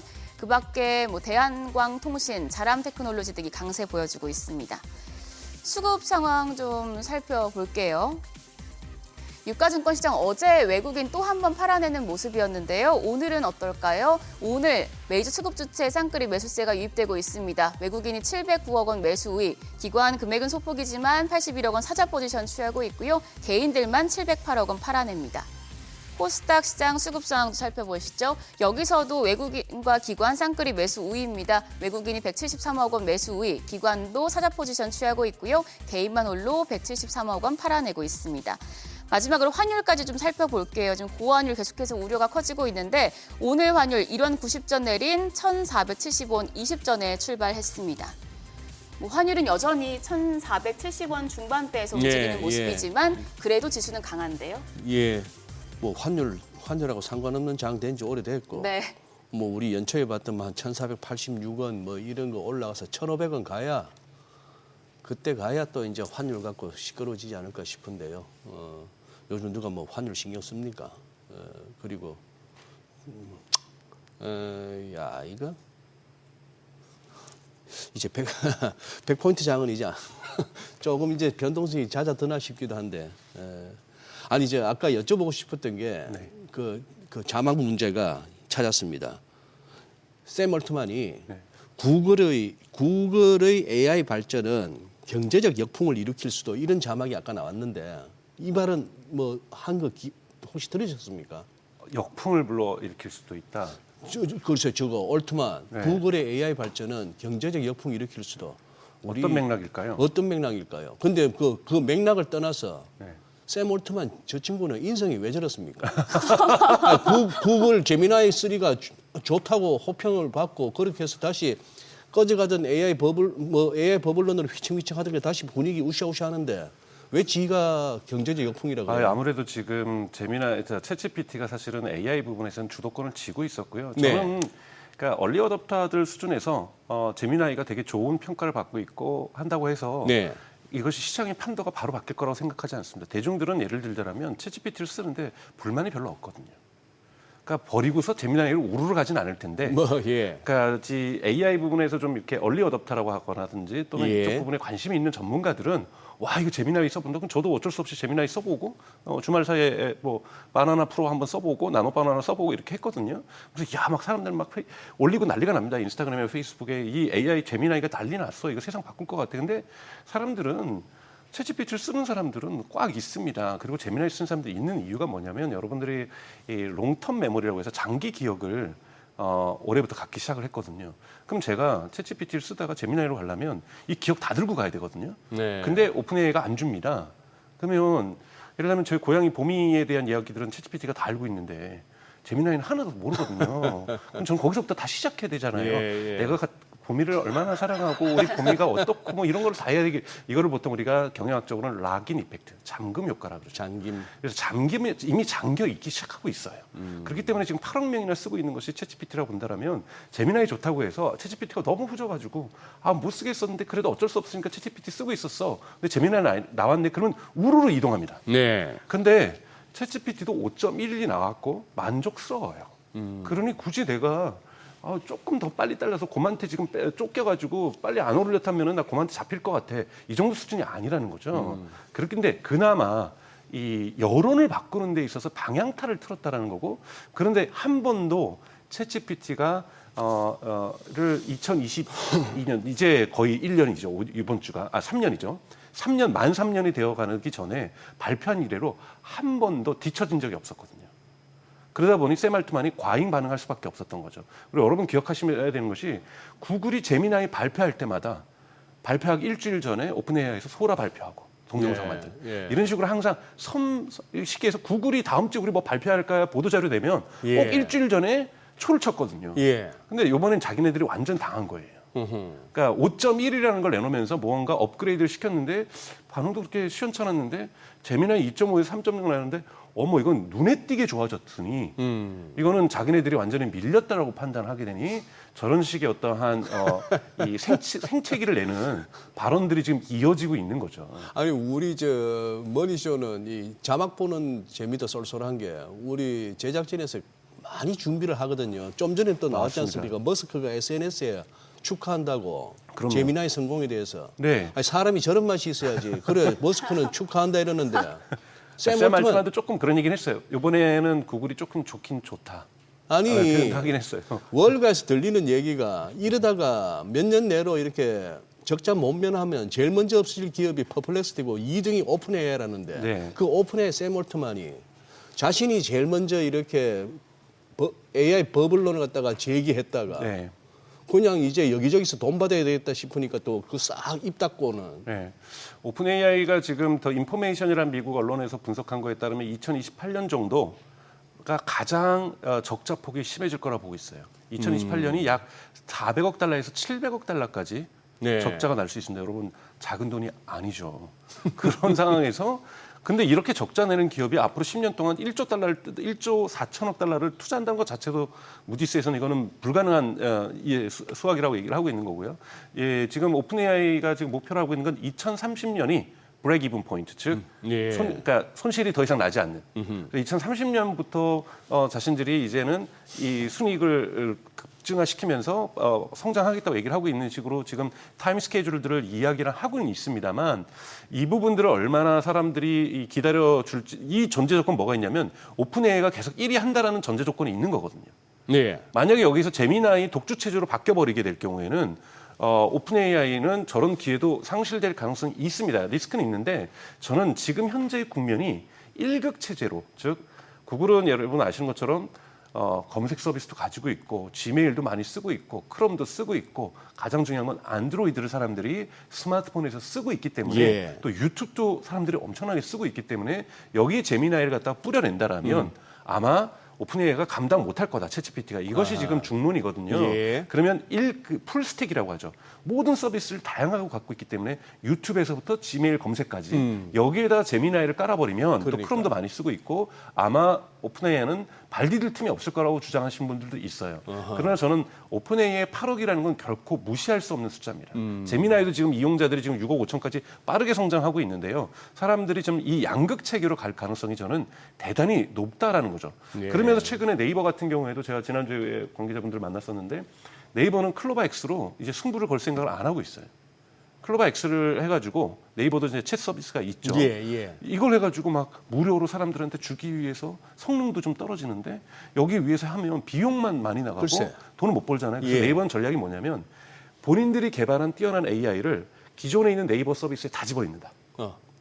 매우 현명한 서비스. 그러니까 즉 AI 네이버 스토어. 예. 여기 요즘 들어가시면 요즘 AI 브리핑이 대단히 많이 여러분 만나게 됩니다. 네이버 지도에도 지금 AI 브리핑이 많이 나타나고 네. 있고 네이버 검색에도 AI 브리핑이 계속해서 그 빈도수가 높아지고 있거든요. 네. 그래서 전통 네이버 이용자들에게 이분들이 불만을 느끼면서 챗GPT나 제미나이로 넘어가지 않게 만드는 거예요. 아하. 그러니까 즉 네이버의 전통 서비스를 AI로 강화하는 쪽으로 네이버는 전략을 좀 바꿨다라고 볼 수가 있는 거고 저는 이렇게 수성 전략을 쓰는 것이 가장 현실적인 방안이라고 생각이 들어요. 즉 지금 골리앗하고 맞짱 떠가지고 우리도 키로 한번 승부 거겠다. 나도 몸집으로 승부 걸겠다는 것이 아니라 자기가 갖고 있는 이 땅을 잘 지키는 것 이것이 저는 네이버가 지금 할 수 있는 대단히 유력한 부분인 거고 네이버는 여기에 강력한 무기를 갖고 있습니다. 네이버는 네이버 페이도 있고 엠페이도 있고 이러면서 AI 시대에 있어서 자신들의 서비스의 편리성들을 증대시킬 수 있는 이러한 무기들을 가지고 있기 때문에 네이버의 이런 수성 전략도 저는 타당하다고 보고 있습니다. 그 테슬라도 좀 궁금한데 네. 그 테슬라 자율주행 뭐 AI 집 뭐 관련해가지고 네. 아까도 좀 말씀해 주실 네. 하셨잖아요. 네. 그 테슬라는 어떻게 보세요? 최근에 뭐 어제 주가 좀 좋기도 했고 간밤에. 네네네. 테슬라가 이제 AI6도 벌써 개발 착수했다. AI5는 즉 TSMC하고 삼성이 TSMC가 만들 AI4가 지금 자동차에 팔리는 자동차 모델 Y에 있는 것이 AI4고요. 네. AI5가 내년 중순 이후부터 생산이 되는데 이건 TSMC가 합니다. 삼성전자가 계약한 것이 AI6인데 AI5는 설계를 끝냈고 이제는 TSMC가 생산만 하면 되고 AI6의 설계에 들어가겠고 설계 과정부터 삼성하고 협력하겠다 그랬거든요. 이런 부분에서 이제 삼성전자하고의 본격적인 협력 속에서 AI6로 가는 거고요. 심지어는 AI7이나 8부터는 우리가 새로운 그러니까 인텔하고 협력할 수도 있지만 인텔이라는 단어도 썼습니다. 우리가 자체 팹을 만들 수도 있다. 왜냐하면 삼성전자와 TSMC는 아주 신뢰할 수 있는 유력한 파트너고 이 파트너 관계는 계속 유지하겠지만 예를 들자면 우리는 매년 3천만 개의 칩을 맡겼었는데 갑자기 시장이 커지면서 1억 개가 필요한데 삼성전자하고 TSMC가 우리는 1억 개는 못 맞춰요. 그럼 이제 자기는 시장을 자기 마음대로 못 늘린다라는 거죠. 그러면 지금 여러분 아시는 것처럼 LG 엔솔하고 그다음 파나소닉하고 배터리 부분 협력하지만 테슬라도 배터리 공장을 가지고 있는 것처럼 우리가 AI 반도체 공장도 만들어서 우리도 생산하고 삼성전자하고도 협력하고 TSMC하고도 협력하겠다. 이렇게 하면서 앞으로 AI 칩이 얼마나 많이 필요한지 자동차에 다 들어갈 거고 휴머노이드 로봇인 옵티머스에도 AI 칩이 들어갈 거기 때문에 이 칩의 중요성을 얘기하면서 심지어는 스페이스X를 통해서 우주에다도 데이터 센터를 만들겠다. 그래서 태양광으로 그 데이터 센터를 돌리고 우주의 그 엄청난 차가운 기온으로 냉각시키는 이런 식의 어떠한 비전을 얘기하고 있다는 부분에서 사람들이 그냥 얘기했으면 저거 말도 안 되는 공상과학 얘기인데 스페이스X가 있잖아요. 거기서 스타쉽을 지금 띄우고 있으면 이걸 뭐 당장 내년에 하겠다는 게 아니라 2030년 전으로 얘기하겠다고 하고 있기 때문에 충분히 가능할 수도 있겠구나. 이런 부분에서 조금은 미래 비전에 대한 감각도 있지만 또 하나는 여러분 이번에 11월 6일 날 있었던 주주총회 너무나도 중요한 것이 이 뭐 1조 달러의 보상안도 중요하지만 이것이 12단계로 쪼개져 있습니다. 12단계로 단계별 마일스톤이 있는 거거든요. 이것도 못 이루면 1조 달러가 없는 거예요. 근데 여기에는 기간이 적혀져 있어요. 왜냐하면 2026년에 뭘 해야 되고 2027년에는 뭘 해야 되고 기간이 정해져 있거든요. 그러니까 이 기간이 정해져 있다는 건 뭐냐면 과거에 여러분들이 보셨던 일론 머스크의 가장 큰 단점 시간 약속 안 지키는 거. 나 3년 뒤에 자율주행 할 거야. 2년 뒤에 사이버 트럭 낼 거야. 근데 안 지켰잖아요. 그랬죠. 근데 요번 이 1조 보상안에는 그거를 불가능하게 막아놨어요. 그건 뭐냐면 앞으로 10년 안에는 매년 마일스톤을 일론 머스크가 안 지킬 수가 없다라는 거고 그리고 이 마일스톤을 정할 때는 이사회와 일론 머스크가 합의하에서 만든 거잖아요. 근데 일론 머스크가 다 따져봤다는 거예요. 이거 자기가 이거 괜히 된다고 얘기했다가 이 시기 못 지키면 자기 1조 달러 날아가는 거예요. 여러분 그냥 1억을 손해보는 것도 아니고 10억을 손해보는 게 아니라 여러분 1조 달러입니다. 1조 달러. 1조 달러를 날리게 생겼는데 얼마나 이 타임의 시간 압박에 그가 놓이겠어요. 이걸 좀 긍정적으로 보는 거고 2026년은 여러분 저는 인류 역사에 있어서 AI 경제에 있어서 가장 중요한 해인 것이 구글 제미나이나 오픈 AI의 챗GPT가 돈을 벌 수 있는지 없는지도 타임 투 캐시가 결정되는 거고요. 테슬라에게도 이제는 더 이상 펀다멘털이 먼 미래가 아니라 펀다멘털에 대한 약속을 반드시 지켜야 되는 해가 2026년입니다. 내년. 로보택시도 이제는 사이버 캡까지 만들어지기 때문에 반드시 작동하고 돌아다녀야 돼요. 그러니까요. 그리고 돈 벌어야 되는 거고 그 약속을 2026년에 만약에 내년에 못 지키면은 테슬라의 주가는 바닥으로 갈 겁니다. 그러니까 이런 부분이 가까웠다는 거고 또 하나 테슬라 부분에서 여러분 보셔야 될 것은 FSD 한국에서 지금 모델 S와 모델 X와 사이버 트럭에서만 지금 미국에서 생산된 것만 사용이 가능하잖아요. 이게 지금 산술적으로 1,500대예요. 근데 지금 광풍이 일어나고 있잖아요. 지금 어제 유튜버들 그 라이브로 막 하면서 막 10,000명씩 보고 20,000명씩 보면서 사람들 FSD를 타 보고 있는 거예요. 나 부산 간다. 부산 가서 라이브 하고 뭐 서울에서 라이브 하고 지금 난리가 났거든요. 이것이 무엇을 의미하냐면 자율주행이 한번 시장에 들어오면은 되게 무섭게 퍼질 수 있다라는 거예요. 전기차는 여러분 예를 들면 주변에 마이바흐 타시는 분이 모델 Y를 부러워할까요? 그러지 않거든요. 그렇죠. 기사가 아니라 자기가 운전한다고 치고 S클래스나 BMW 7을 타는 사람들은 모델 Y 부러워하지 않아요. 근데 만약에 모닝에서 FSD가 돼가지고 막 돌아다닌다? 자기는 차 막혀가지고 막 이러고 땀 삘삘 흘리고 있는데 옆에서 막 넷플릭스 보고 누워가지고 일하고 있고 막 노트북으로 일하고 있다? 그럼 이거 부러워요. 내 차는 왜 안 될까? 여러분 훨씬 더 빠른 속도로 자율주행은 확산될 수 있습니다. 왜 지금 한국에서도 지금 FSD에 대한 바람이 있냐면 사람들이 미국 가서 타본 거예요. 예. 두 가지로 타봤죠. 웨이모 타봤고요. 예. 렌트카로 FSD 테슬라를 타본 거예요.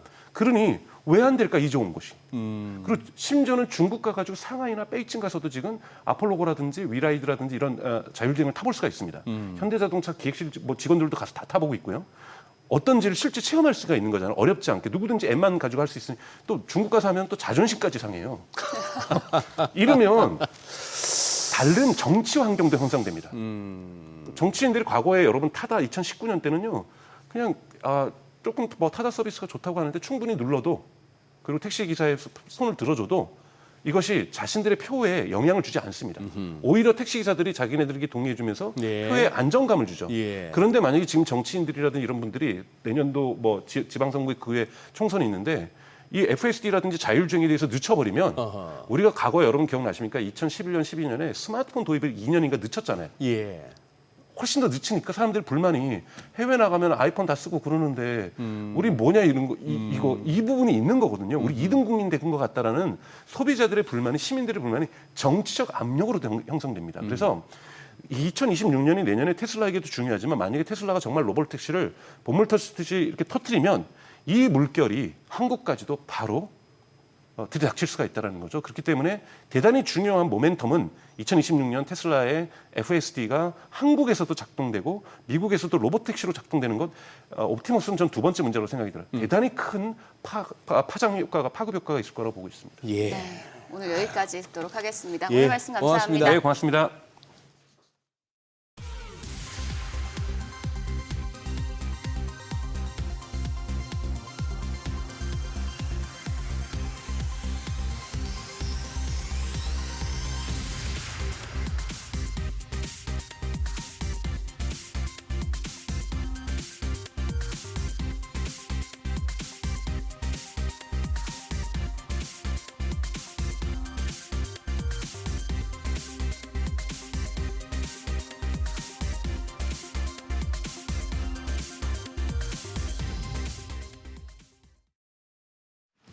이 시각 시황입니다. 좀처럼 힘을 쓰지 못하고 있는 우리 증시, 간밤 미증시 훈풍에 일제히 반등세로 출발합니다. 드디어 미국장에서 AI 트레이드가 되살아나고 금리 인하에 대한 기대감도 재차 커지면서 투자 심리가 살아난 것으로 보입니다. 그럼 지수 흐름 바로 확인해보면 현재 코스피는 1.5%가량 오르면서 지금 3,900선 위에서 전개가 되고 있고요. 코스닥도 지금 1.34% 오르면서 867선 전개에서 전개되고 있습니다. 그럼 수급 상황도 살펴보겠습니다. 현재 유가증권 시장에서는 외국인이 사자세에 나타내고 있습니다. 어제는 외인이 매도에 나서면서 증시 하락을 주도했었는데 오늘은 569억 원 매수세 보여주고 있고요. 반면에 지금 개인은 440억 원 팔아치우고 있고 기관도 43억 원 매도 우위입니다. 그러면 코스닥 시장으로도 옮겨가 보겠습니다. 현재 코스닥 시장에서는 메이저 수급 주식 모두 사들이고 있습니다. 외국인이 527억 원, 기관이 133억 원 매수 우위 보여주고 있고요. 개인은 580억 원 순매도하고 있습니다. 그리고 업종별 흐름도 확인해 보겠습니다. 오늘은 반도체와 반도체 장비 업종이 가장 큰 폭으로 오르고 있고요. 또 전자장비와 기기 업종도 상승하고 있습니다. 또 생명보험 업종도 배당 소득 분리과세 논의가 본격 시동을 걸고 있다는 소식에 상승률 상위권에 올라와 있습니다. 반면에 현재 호텔과 레스토랑 레저 업종과 항공사 업종, 또 방송과 엔터테인먼트 업종이 하락폭이 큰 것으로 집계됩니다. 이어서 시장을 주도하고 있는 테마, 종목별 시세 체크해 보겠습니다. 먼저 오늘 반도체 관련주들이 큰 폭으로 오르고 있습니다. 간밤 미국장에서 알파벳을 중심으로 AI 관련주들이 살아나자 오늘 국내 관련주들도 일제히 강세를 보이고 있죠. 특히 알파벳이 내놓은 제미나이 3.0은 구글의 자체 칩인 TPU를 중심으로 구축됐다는 점에서 관심을 받고 있는데요. 이 구글 TPU의 사용 증가가 우리 반도체 기업에도 HBM 공급 다변화와 또 확대의 기회가 될 수 있다는 긍정적인 전망이 제기됐습니다. 이 소식에 현재 SK하이닉스는 3.08% 오르면서 53만 6천 원 지나가고 있고요. 삼성전자도 3%대 강세 보이고 있습니다. 현재가 9만 9,600원이고 DB하이텍도 0.66% 오르고 있습니다. 다음은 온디바이스 AI주입니다. 미국장에서 AI 트레이드가 살아나면서 반도체주뿐만 아니라 이 AI 밸류체인 전반에 열기가 번진 것인데요. 그럼 종목별 시세 체크해보면 현재 에이펙트가 10% 넘게 오르면서 현재가 4,520원대에서 형성이 되고 있고요. 노타도 12% 넘게 오르고 있습니다. 거래가 37,150원입니다. 이어서 AD 테크놀로지가 8%대 오르면서 23,950원 지나가고 있고 대덕전자와 리노공업도 모두 강세 시연해내고 있습니다. 이어서 2차 전지주도 오름세입니다. 간밤 테슬라가 차세대 AI5 칩 양산 직전 단계에 진입했고 다음 세대인 AI6 칩 출시를 앞두고 있는 것으로 알려지면서 주가가 7% 가까이 폭등하자 국내 2차 전지주도 고스란히 그 영향을 받았습니다. 또 최근 리튬 값이 오르고 있는 것도 2차 전지주 상승세에 힘을 불어넣고 있는데요.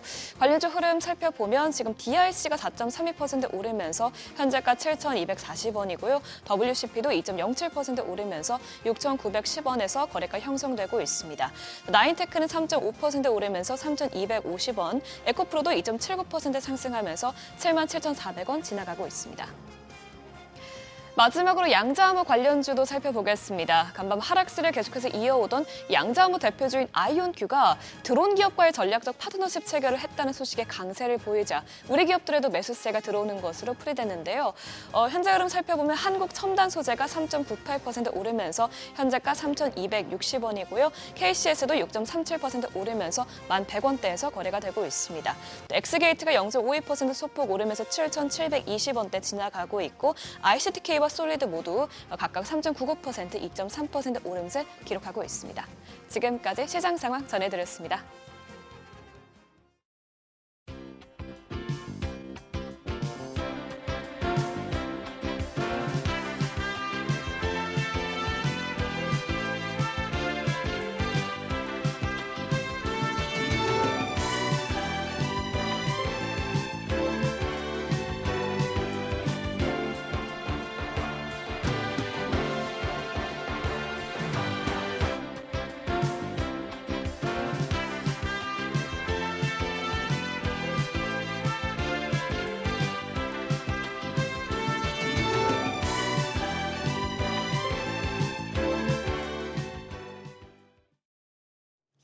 네, 오늘 국내 증시 양대지수 외국인 수급이 유입되면서 3거래일 만에 반등세 보여주고 있는데요. 개장 후 상황과 특징 업종 어떤 건지 살펴보도록 하겠습니다. 네.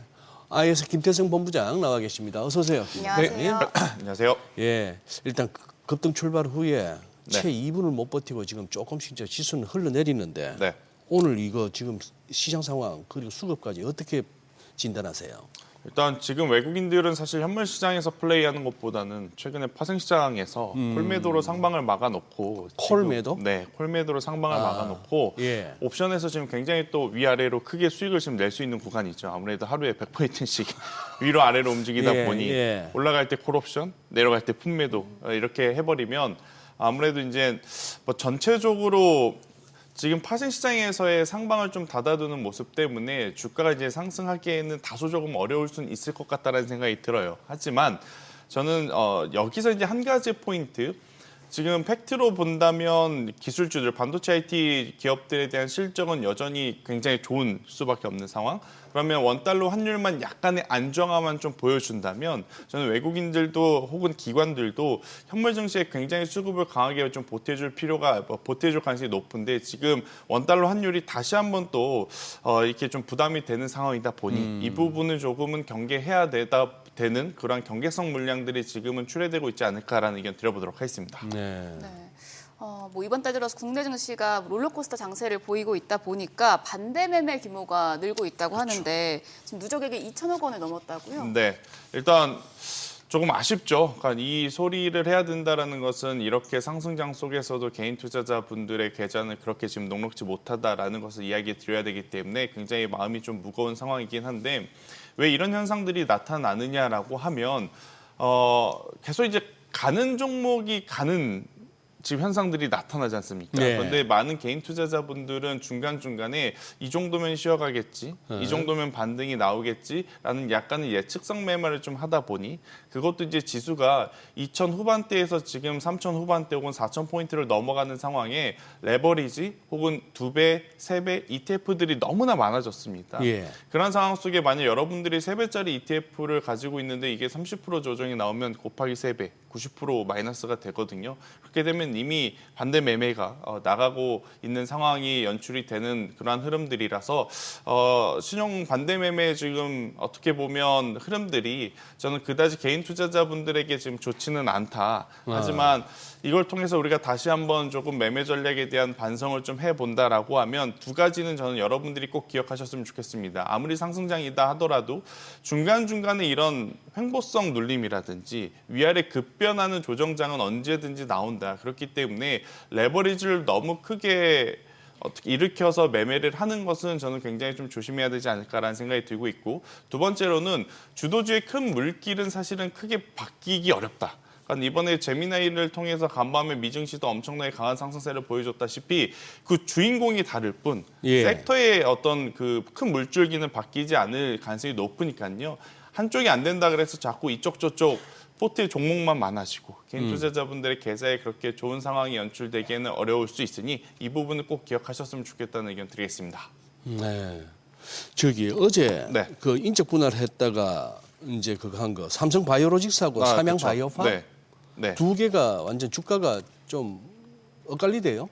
그렇죠. 예. 일단 삼성 바이오로직스는 인적 분할을 통해서 두 개로 나눴습니다. 기존에 이제 삼성 바이오로직스 그리고 한쪽은 이제 삼성 에피스홀딩스. 예. 이제 이게 왜 두 개로 나눴냐면 그동안에 CDMO와 바이오시밀러를 같이 하고 있으면 맡기는 고객 입장에서 그러니까 삼성전자의 파운드리를 갖고 있는 것과 아하. 마찬가지라고 이해를 하시면 됩니다. 뭔가 설계를 이렇게 맡기자니 기술 뺏길까 봐. 그렇죠. 예. 설계를 맡기자니 이쪽은 양산도 할 수 아. 있고 그래서 저쪽에 주는 게 맞는가? 근데 또 규모를 따져 보면 미국의 기업들을 좀 제외하고 가장 큰 것도 삼성 바이오로직스이다 보니 그동안에 계속 수주는 쌓여왔어요. 네. 하지만 이제 이것에 대한 체질 개선을 하기 위해서 일단 CDMO는 CDMO대로 분류하고 예. 바이오시밀러는 바이오시밀러대로 에피스에 이제 붙였는데 문제는 아직도 같은 건물을 쓰고 있다는 거죠.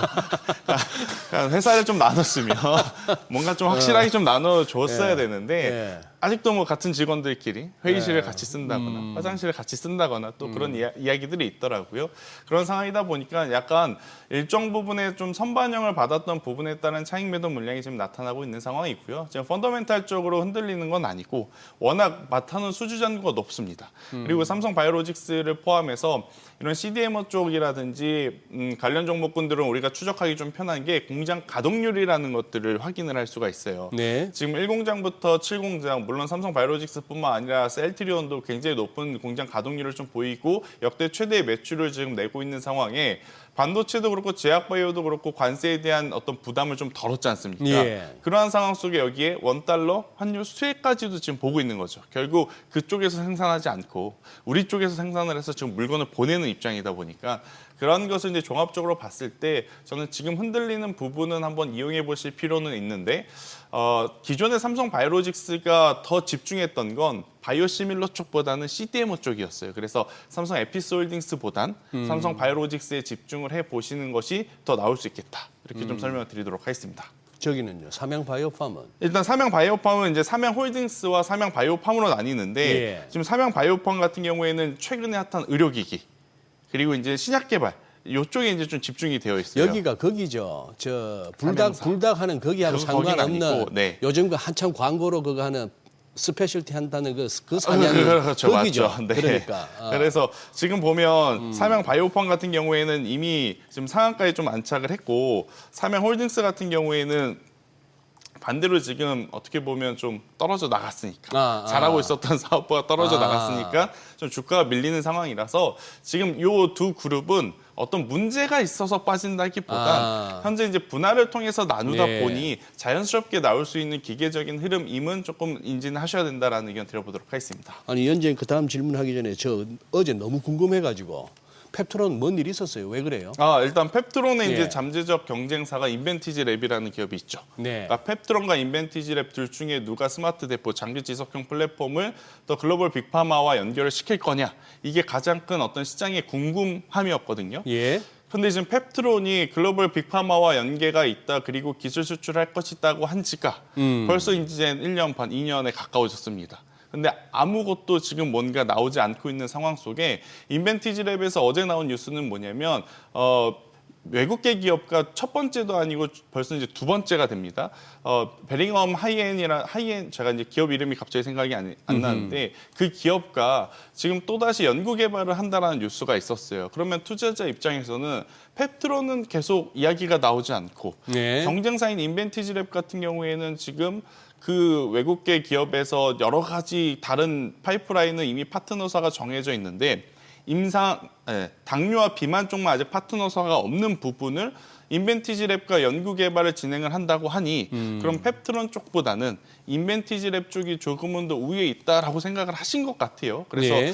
이제 펩트론에 대한 주가가 빠졌는데 반대로 만약에 인벤티지 랩이 어제 폭등을 했다면 펩트론의 주가는 오늘도 더 빠졌을 것 같습니다. 그런데 인벤티지 랩이 좋은 뉴스 나온 것 치고는 어제 이제 음봉으로 좀 마감이 되다 보니까 아직까지도 투자자분들은 네. 펩트론과 인벤티지 랩을 지금 저울질하고 있는 상황인데 저는 이쪽은 지금 가지고 계신 분들은 선택이 없이 그냥 가지고 가셔야 될 것 같아요. 일단은 뭔가 결과가 나올 때까지는. 그런데 지금 어느 쪽으로 좋은 결과가 나올지는 아무도 모르는 상황이라 한쪽으로 이제 비중을 크게 싣는 것은 조금은 부담스러울 수 있다.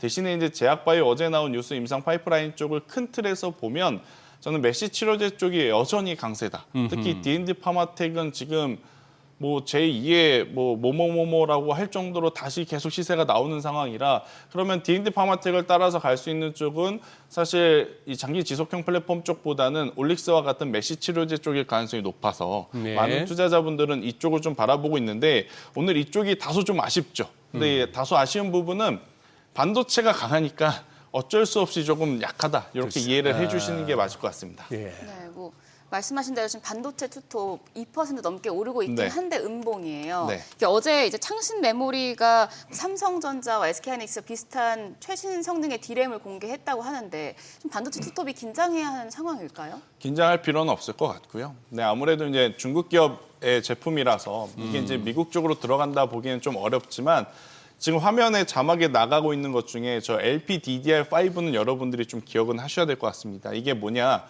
로우 파워라고는 약자거든요. LP가. 그러니까 저전력 파워, 반도체라고 좀 보시면 됩니다. 기존에 지금 여러분들 DDR4와 DDR5 가격이 엄청나게 많이 올라간다는 거 이미 알고 계시죠? 예. 근데 이제 그 이후에 급격하게 가격의 변동성이 생긴 제품이 뭐냐라고 하면 지금 LPDDR 시리즈라고 좀 보시면 됩니다. 오늘 그래서 관련한 기업들이 대체적으로 기판도 지금 엮여 있는 상황이다 보니 이쪽에 대한 시세가 정말 강하게 나타나고 있는 상황.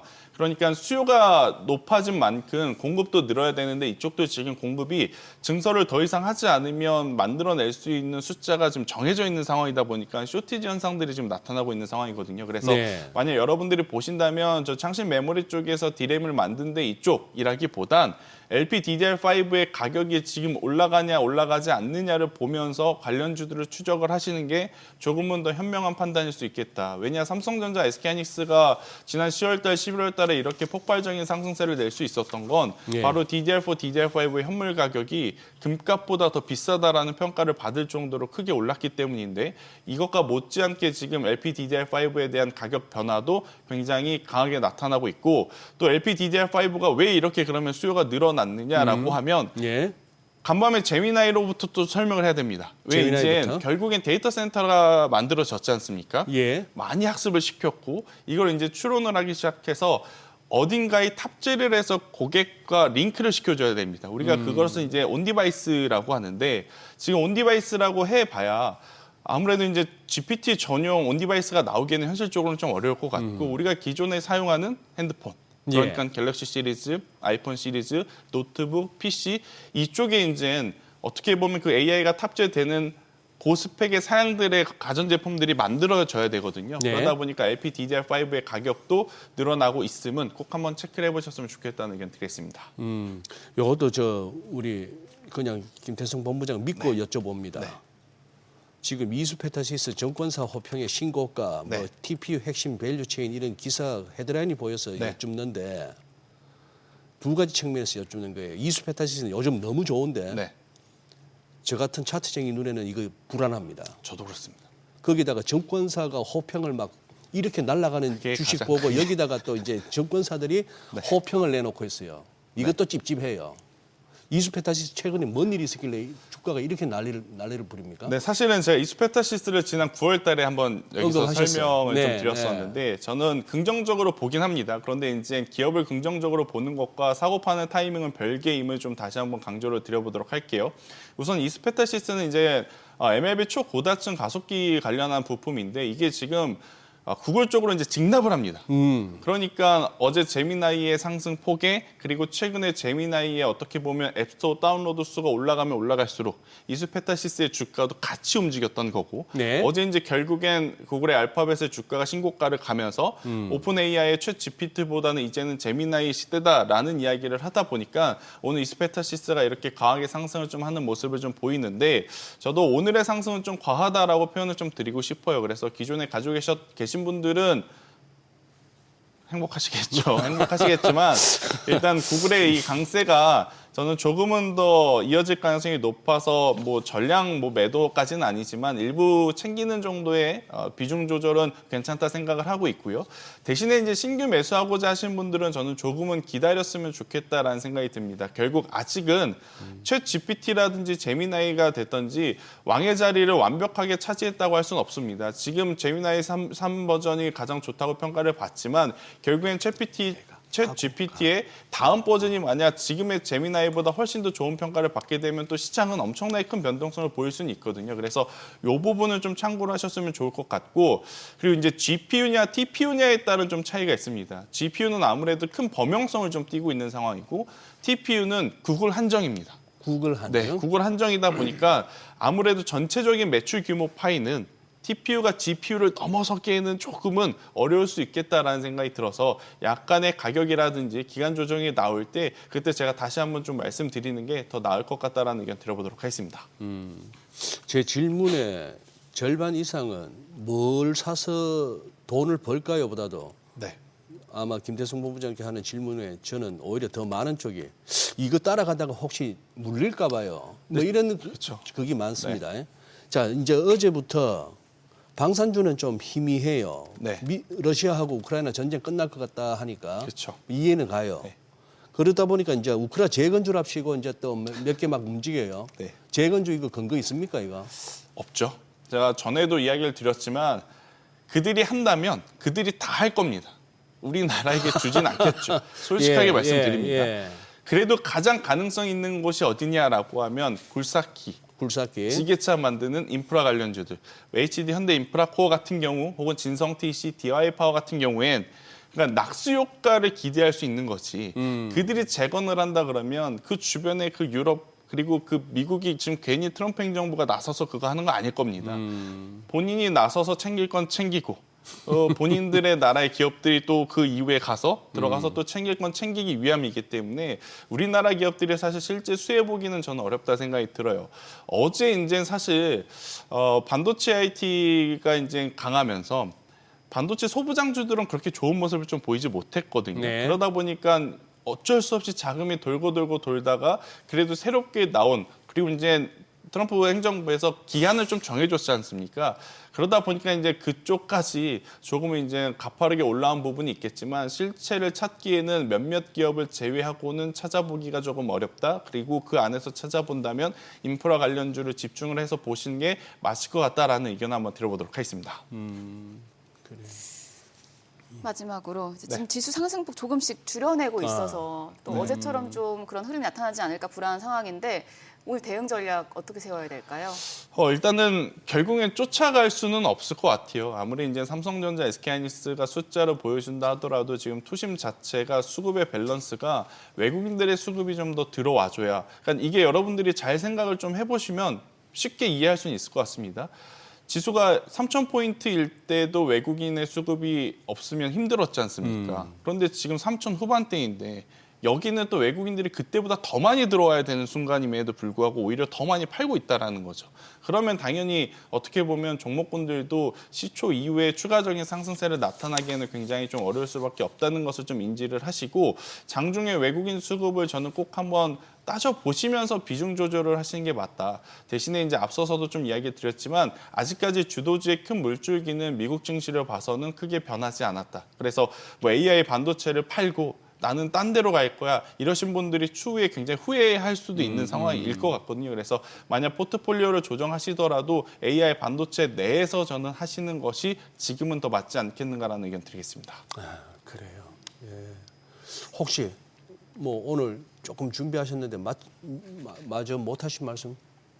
뭐 제가 오늘 준비한 것은 거의 다 했지만 예. 그래도 추가적으로 좀 드려보면 반도체 소부장주들 안에 저는 여러분들이 이제 테스트 소켓 관련 기업들은 소켓? 좀 보셨으면 좋겠습니다. 왜냐? 예. 이 TPU라고 하는 건 맞춤형이지 않습니까? 예. 그래서 브로드컴이 맞춤형 때문에 어제 주가가 굉장히 크게 올랐던 거고요. 예. 맞춤형 반도체에 맞게 별도로 테스트 소켓을 만들어내는 기업은 딱 세 군데가 있습니다. ISC, TSE, 그리고 리노공업. 그래서 만약 여러분들이 반도체 소부장주들을 보신다면 오늘 왜 소부장주들 중에 이들이 왜 이렇게 올라갈까에 대한 이제 답일 수도 있겠고요. 앞으로 더 저는 보셔도 괜찮다라는 의견을 좀 드리고 싶습니다. 그래요. 네. 네, 알겠습니다. 오늘 말씀 여기까지 듣도록 하겠습니다. 감사합니다. 네, 고맙습니다.